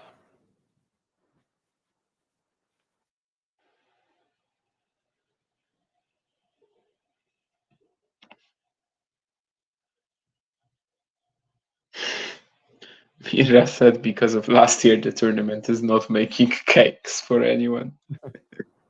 Look at Feli Lopez learning from his mistakes and, in fact, kind of going overboard with it. Well, the big test will be to see if he allows the women's doubles players to actually have victory speeches. Right, I forgot about that.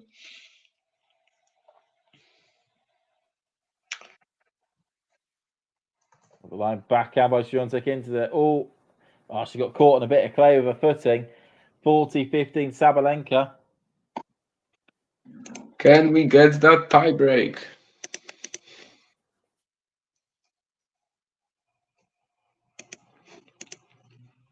I mean, at this stage, it would be like a bit of a disappointment, that there's no tie break. Backhand out by Swiatek. We are one game away from that tiebreaker. But Sabalenka has done what she needed to do on her serve. She has gotten to She's gotten the 6 games. Swiatek is on the 5. Swiatek will be coming out to try and serve to get to that tiebreaker. Sabalenka will be doing all that she can to get that break now. She does not want to be going into a tiebreaker. She'll want to get it wrapped up early. It's also, by the way, like it wouldn't only be their first tiebreak on clay. It would be their first tiebreak in general. Ever. Yes. There was a 7-5 set between them. I think their very first match. But besides that, neither set went above 6-4. Of course, before the first one here. So now we'll get to see if there's another one. But yeah, they've never played a tiebreak against each other yet. So we would be kind of on unprecedented ground here. And well, first tiebreaker ever goes TS in the history of the sport. Although definitely one of the most crucial. And let's see. Can you guys try to find another hold?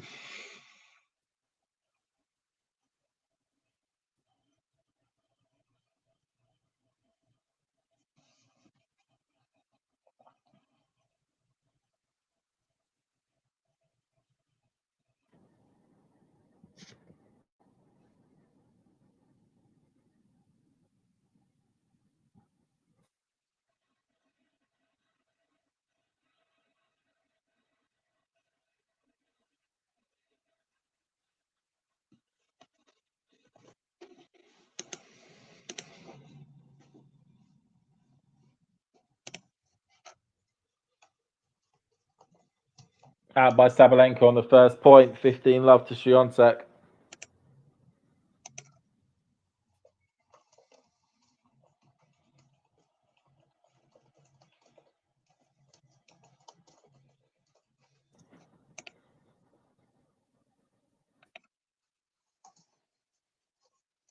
Backhand by Sabalenka. Backhand by Iga. But it's out. It's out. So it's 15 all.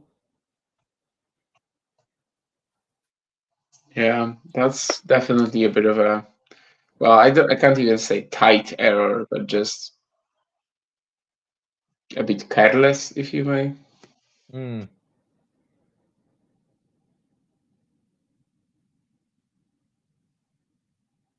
Oh, that's wildly long there by Swiatek.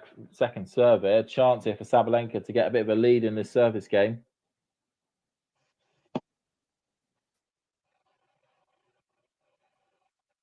Yeah, there seems to be some nerves here, but I mean, for now, Sabalenka hasn't really made her pay for them. Into the net there by Sabalenka. She'll feel that. That yeah, you say that's, you got to take your chance there. You got to get it back on the island. Boxer just clapping frantically. No, there really is a ton of tension right now. I think Iga is definitely capable of just maybe losing her focus here for a moment, but I don't know if Sabalenka is gonna ask her that. Let's see. Oh, out though by Swiatek. Yeah, 30 and the all. way That she was setting up for it as well. I mean, you can see that she's getting pretty tight. Usually she absorbs that shot. I'm not saying she's gonna play a perfect winner out of it on the line, or anything, but usually she at least puts that in play. She doesn't break down like this. Yeah, we could be 2 points away from Sabalenka's victory or 2 points away from the tiebreaker. Forehand by Swiatek. Forehand by Aryna. Forehand by Swiatek. Forehand by Aryna. Swiatek backhand. Backhand on the line by Aryna. It's on the line, and that means that Sabalenka has the first championship point. Has the first championship point of the contest. Sort of similar to the second set where Sabalenka was able to get the break and the set by breaking her opponent. Is she going to be able to get the championship by doing something similar? Okay, so let's just go with this. Let's go with this point. Let's see how this one goes.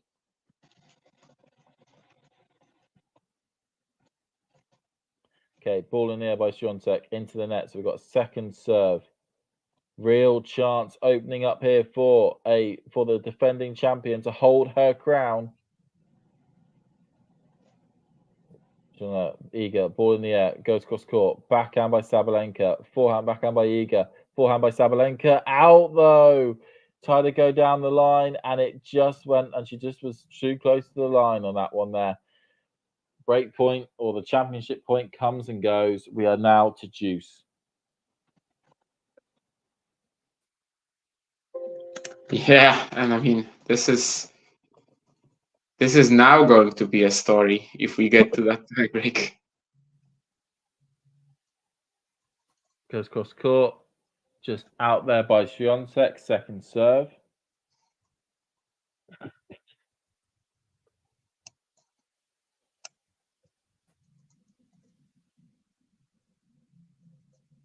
Backhand by Iga. Forehand. Oh, similar issue as the previous point. Tries to go down the line on the forehand. Just hits it into the tram lines again. Just adds too much angle to the ball. Way too much angle to the ball. So Swiatek here with game point to take us to a tiebreaker.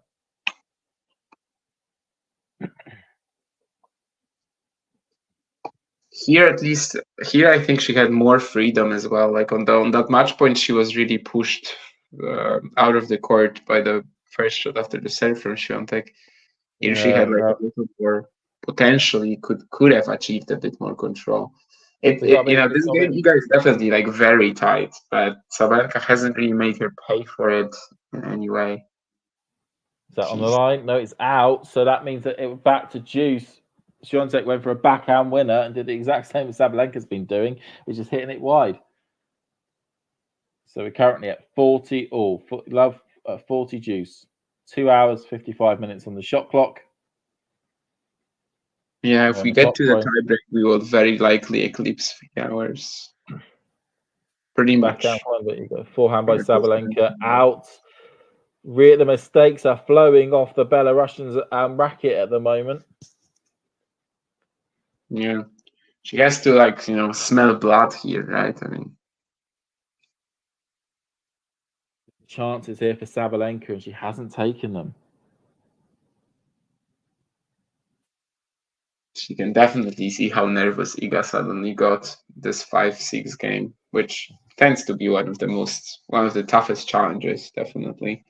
Holding at 4-5, holding at 5-6. Yeah, because that tiebreaker, that chance in the tiebreaker is so close. You kind of have nothing to gain, right? At like 5-6. Double fault from Swiatek, the tightness. Oh, she is incredibly tight at the moment. And more of an opening, a slight opening, a very tad of an opening for Sabalenka.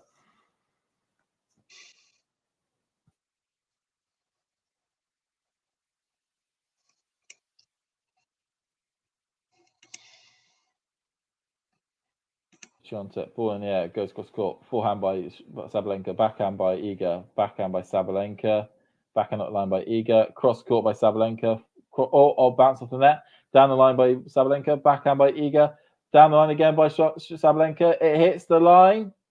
She shakes her racket. Oh, yeah, she shakes her racket. So she's got championship point number two. Number two there. There's a bit of confusion on that one there. I didn't know if it was in or out. Right, Sabalenka here. No one knew, I think, for a second, but yeah, she just clips the baseline of it. So, will she be able to take it here? That's the big question. Okay, Iga. Ball into the air. Goes in the middle. Forehand by Sabalenka. Forehand by Iga. Oh, brilliant. Forehand by Iga. Sabalenka had no chance of being able to get that one cross court. Yeah, I might have said a few things about Swiatek getting tight in this game, and she definitely did. But, well, there are two schools of serving match points. You either try to take it slow and hope for an error, or you just slam the first ball you get, and that was it. And, well, that's all I can say. Two match points now saved. All back. Oh, slice there. Cross court. Sabalenka. Oh, geez, from side to side, from coast to coast. And again, a ridiculous really, just the way they both use the angles here. And Iga is going to be better in that sort of play most of the time, right? I mean, just her footwork, her movement is superior.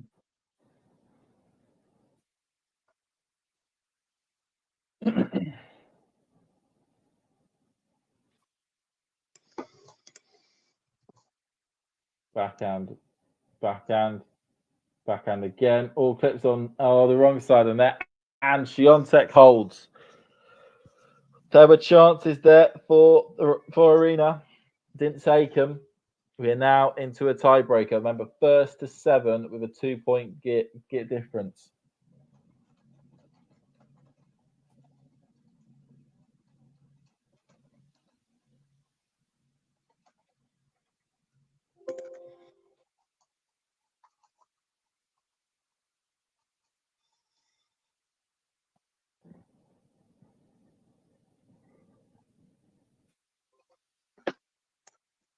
Okay, so 6. So first point. Let's see how this goes. Sabalenka goes cross court. Forehand by Iga. Out though. First point to Sabalenka. Held her serve there. Quick start.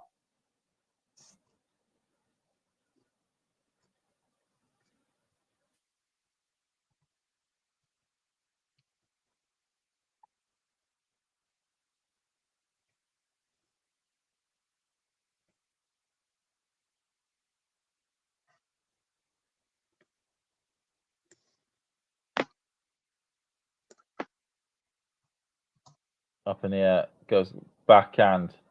Out though by Sabalenka. Okay, first 2 points in quick succession in this tiebreaker.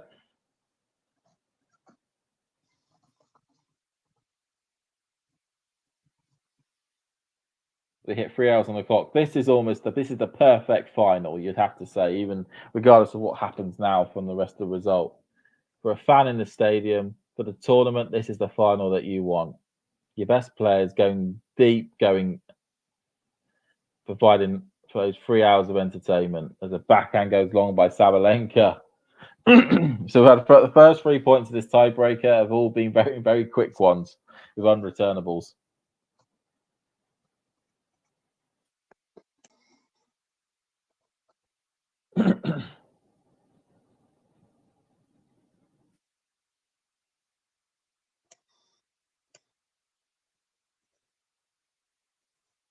We get the tiebreak. We were all praying for it since maybe even the second set, and maybe even the first set, and we did get it in the end. So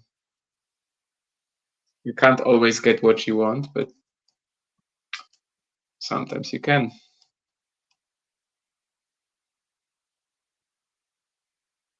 Backhand, forehand by Aryna. Oh, forehand. Aryna's got the power though. But back to Swiatek, and Swiatek hits it out 2-2.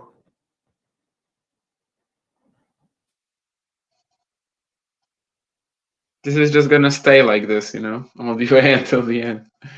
Yeah, we're gonna be here till like midnight. It's gonna be like 121 to 122.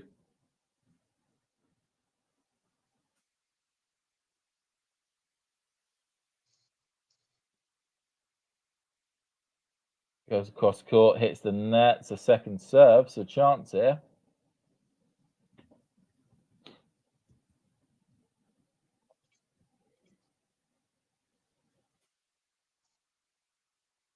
Backhand by Iga. Backhand, forehand, lot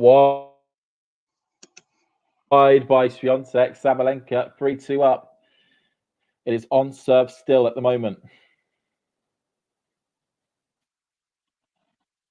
Oh, this is utterly nuts.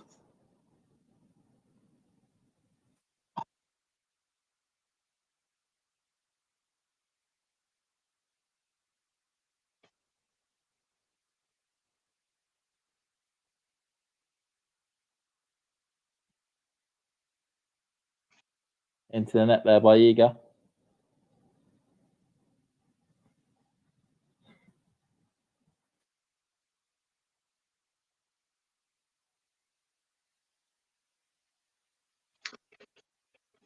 And even putting your double fault, double fault, double actually fault. not a double fault. It's actually not a double fault. Was it not? Yeah. What was a let? The way she reacted, I thought that was a double fault there. I mean, I think the line umpire called it out, but that was a mistake, and they actually replay from the first serve. Okay.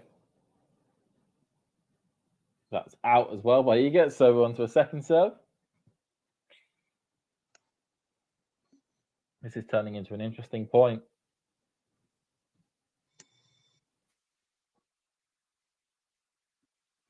Iga into the air, goes up, backhand. Oh, but not taken by Sabalenka, who bins it in the net. 3 games apiece. Yeah. That was obviously very gettable for Aryna at this point, but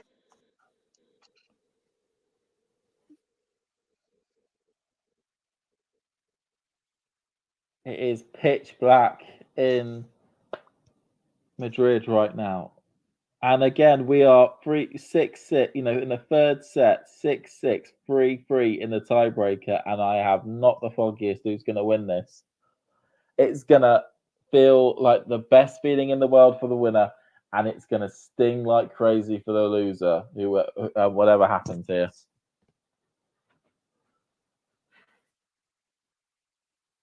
Goes to cross court. Forehand by Sabalenka. Forehand by Iga. Comes to the net though by Sabalenka. Tries to put it away. Iga goes for the lob. Sabalenka goes for the smash. Puts it away and gets the first break of the tiebreaker. 4-3 to Sabalenka. Yeah, massive return. I mean, after that, there was No coming back. We are on it here. She wants the ball quickly. She's served well so far, this tiebreaker.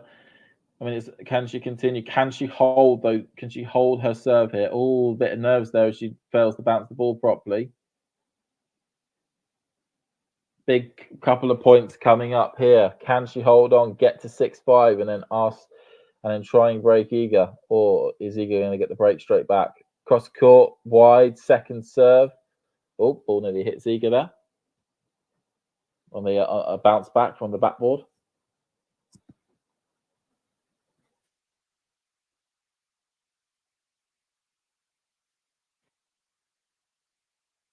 Goes cross court, backhand by Iga. Oh, wide though by Sabalenka on the forehand, on the backhand up the line attempt. 4 games apiece. Oh God, I don't want this to end, but I know it's about to, and it's probably going to end in a way which I don't think I can Speaking comprehend. of massive returns, that was obviously another one. Don't spoil it for me, Damien. You're ahead of me. I'm talking about the 4-0 point, like 3-4, you know. Oh, the 3-4 point. Okay, cool. Yeah, I know what you mean, to get to 4-4. Okay, that was the second. That was the first serve into net by Sabalenka. Chance here for Swiatek to go a mini break up. Swiatek goes that wide. Forehand there. Backhand by Iga down the line. Oh, it's been called out. Iga's challenging. She thought it was in. She was about to do a fist pump.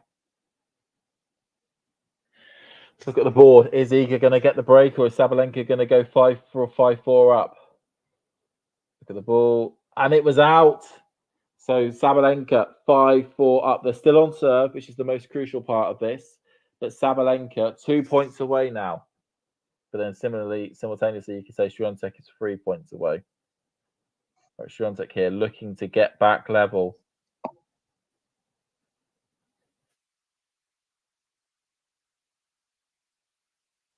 To the air goes the ball. Goes down the line. Backhand by Swiatek, by Sabalenka, sorry. That is long. That was a brilliant serve there by Swiatek. So it's 5-5. Who is going to get the first championship point on the tiebreaker? Yeah, we wanted the tiebreaker. Now we definitely wanted this situation, right? Oh, One gets a God. match point.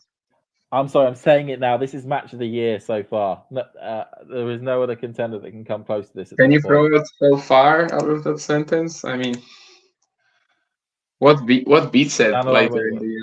Like what exactly happens on the court? You know. Forehand, cross court by Sabalenka, cross court by Iga, backhand. It's out by Sabalenka. So that is championship point for Swiatek.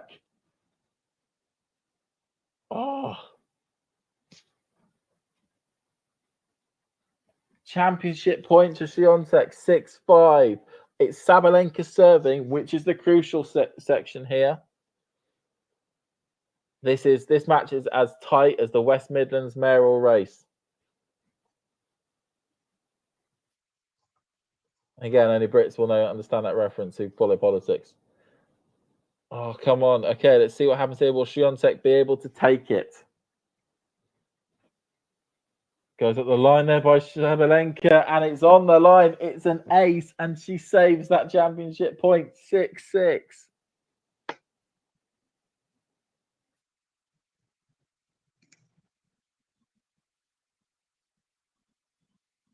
Oh, God. Almost on par with that ace at 30-all at 4-all, which of course was the second serve, but this one as well. I mean, yeah, extremely good. I say, Damien. I mean, you had troubles with your mics at the start, but whatever happens now, it's been an honour to commentate on this match with you. Likewise, man. Likewise.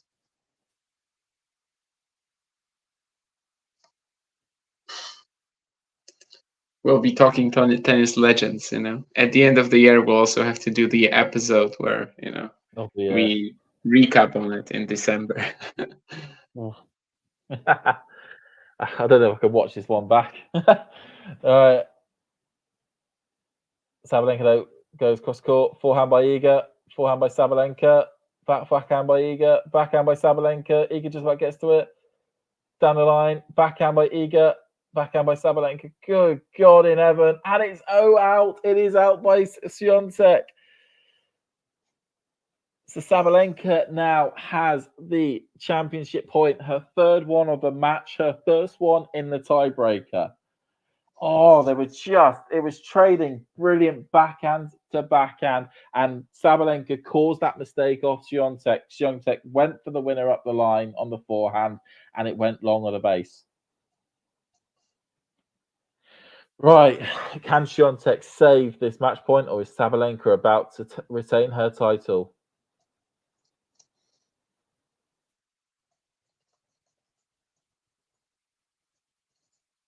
Up in the air, goes up the line. Forehand by Swiatek, forehand by Sabalenka, backhand by Sabalenka. Out though by Sabalenka. Oh, it was just wild on the backhand. 7-7. Oh my days. Coming up to 10 o'clock Madrid time. The fans are having a show. And all these, like, basically all these match points have been pretty similar to that. Like, Iga is just violent enough on the +1 shot that she gets the point eventually. Forehand by Sabalenka. Out of the ball by Sabalenka. So Swiatek now again with a second match joint championship point.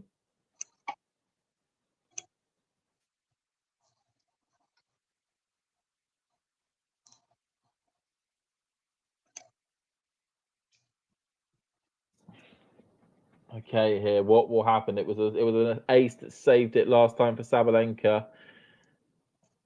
Let's see what happens here. So Sabalenka goes cross court, backhand by Iga, backhand by Sabalenka, out by Sabalenka, and Iga hits the floor. Oh, she cannot believe it. I cannot believe it. She's crying. I think a lot of people are crying. I think Terry in the chat's probably going to be crying as well. Oh my days. Iga Swiatek has won an incredible contest, an absolutely gargantuan effort. Like I'm saying, match of the year at the moment, or we'll put the asterisks for at the moment as she goes up and shakes the umpire's hands. This is a tournament that she has never won. As Damien pointed out at the beginning of the show, Ash Barty beat her. She lost in the final last year to Sabalenka. Pretty good people to be losing to, but comes away with the title here for the first time ever. She's going to a box. This feels big. This is one of the big contenders for Roland Garros, coming out on one of the biggest stages as the prep for this tournament and winning in the end 7-5, 4-6, 7-6, with it being 9-7 in the tiebreaker. You could not ask for a better final than this. Wow. Yeah, your thoughts there, Damien, your thoughts there. I was just looking just a second ago. I was looking at the WTA race too, and I know maybe that's not exactly what everyone's thinking about right now. But like Sabalenka gets this done, and she's like 300 points away from Swiatek only. Like it would have been very close between the players. And also, of course, we have that situation, going into Roland Garros soon, and like Iga would be coming into Rome and Roland Garros still as the player where like we think that the conditions are the best for her, but after tight losses to both Rybakina and Sabalenka.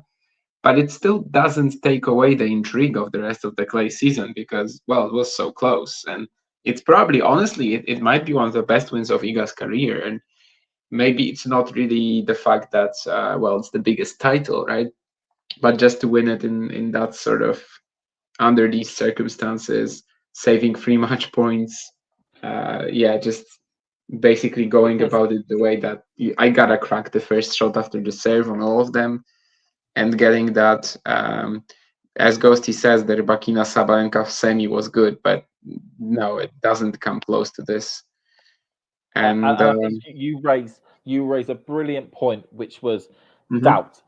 Doubt was the issue in this match, which makes this probably one of the best wins for Swiatek's career, because all the other Masters finals that she's won, all the other Grand Slams that she's won, there was never a doubt that she could not win this.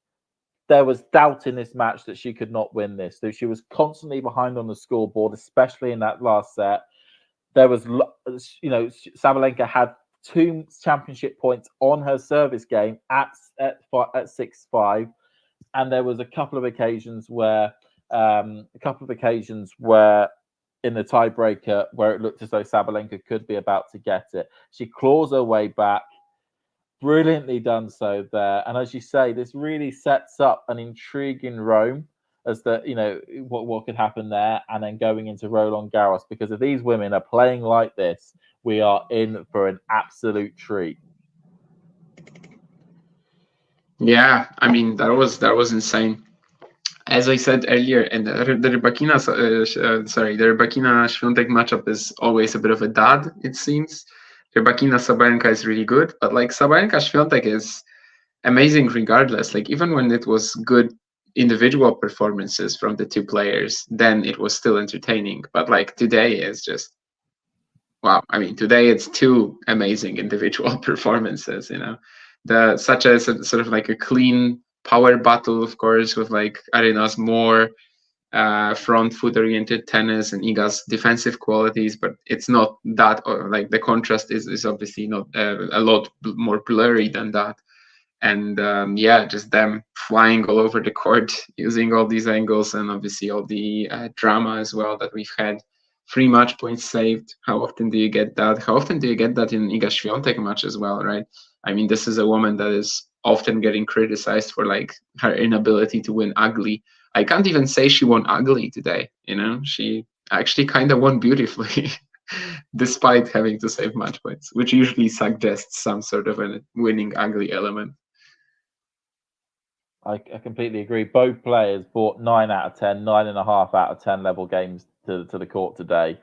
And it's generally when we look at tennis matches, that's what we want at the big occasions, is the big best players to come to the court with their best game, so that we can enjoy the spectacle that's at play really from both of them. And as you say, the power hitting from both of those 2, the way that Sabalenka at points felt like she was really overpowering Swiatek, and then very much in the next game, and it could be a completely different service game, but the next game, Swiatek would then be the one who could redirect and really control that power and really put Aryna on the back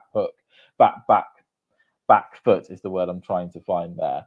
And it's just, that back and forth between these 2. I'm still in absolute shock from what we've been able to see here and what we've been able to watch. What a great way to end that Madrid final. And it seems as though we have potentially lost Damien as well. He's sort of gone into the backdrop. So what I will probably do is we will wrap this up. Just to say that this has been a brilliant match. I hope you've all enjoyed it at home. I'll probably let a few of you go off now to go watch the trophy ceremony if you'd like to go do that. But just a reminder that tomorrow we will also be covering the Felix Auger-Aliassime versus Andrei Rublev final. If that could even be half the match that we've had today, then you're in for a treat. And of course, that'll be covered on Talking Tennis. Please do come and join us 5:30 UK time, 6:30 European time, if you are interested in that. We've got Damien who's just about to come back in as I was going through my sorry. Yeah, that was just me clicking a random button, and now I have to add myself from the computer again. But yeah, what were you talking about? I was just starting to close up because I thought you weren't going to come back on that bit there. But I'm just saying, I'm still speechless by the match that we've just seen.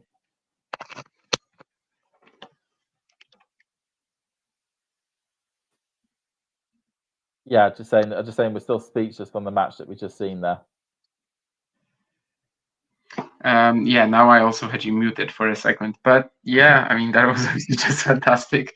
It's going to be very hard to top that for the match of the year conversation. It's going to be very hard to top that for, the best WTA 1000 final. Whatever. Yeah. It's basically part of any conversation, and it's going to be part of the tennis conversation for the next few days, which is good. And as I said earlier, like this event kind of was supposed to be a phenomenal showcase of women's tennis after we learned that it was going to be that situation where we have Rybakina, Sabalenka, and then one of them plays Świątek. And it honestly was even better than anyone could have expected because both matches delivered, and this one especially will be remembered. So yeah, it's just ridiculous what we just witnessed for sure. Yeah.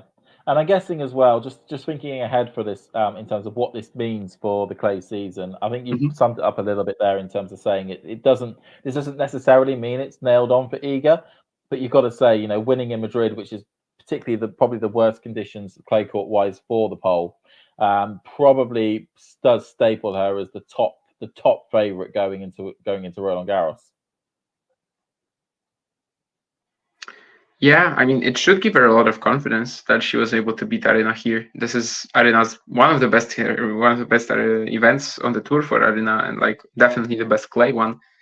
And the fact that she's beating her here is really good for her going into Roland Garros, especially. Again, kind of don't care about Rome, because if either of these players loses early in Rome, you know, they've had a big run in Madrid, so yeah.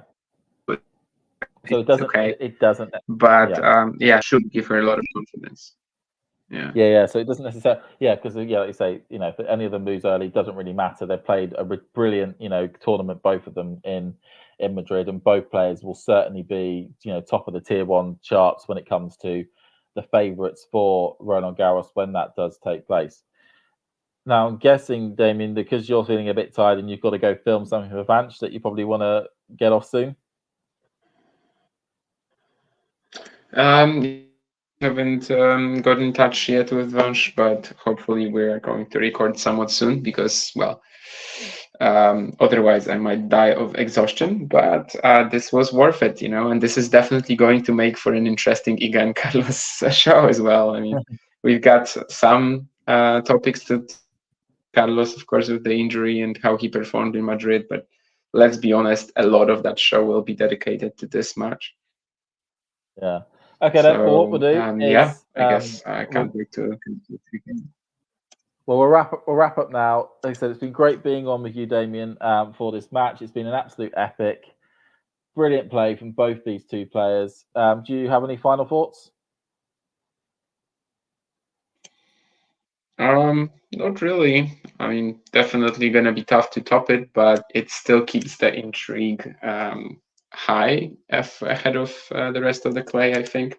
Because if it was like a straight up 6-2, 6-2, well, 6-2, 6-2 maybe was not achievable for Iga in these conditions against Aryna. But let's say if it was a straightforward victory, then we would also say, okay, so that's a lot of confidence for her ahead of Roland Garros, right? And that's kind of like where it ends. And here we have a lot of confidence for her, but at the same time, like Aryna will not leave this match thinking, okay, I can't beat her on clay, right?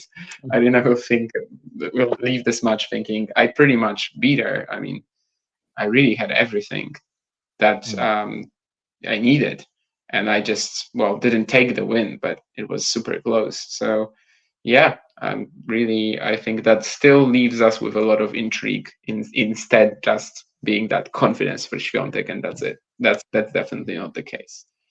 I agree. Good way of putting it there. Like I said, we're going to end here. And like I said, we're covering the match tomorrow, FAA for the final at 5:30. Hopefully, Damien and Vanch will be able to put out something a little bit later on today, and all that good stuff there. So there's enough to say is see you around, everyone. See you. Thank you to everyone in the chat. Thank you, James. Bye. All right.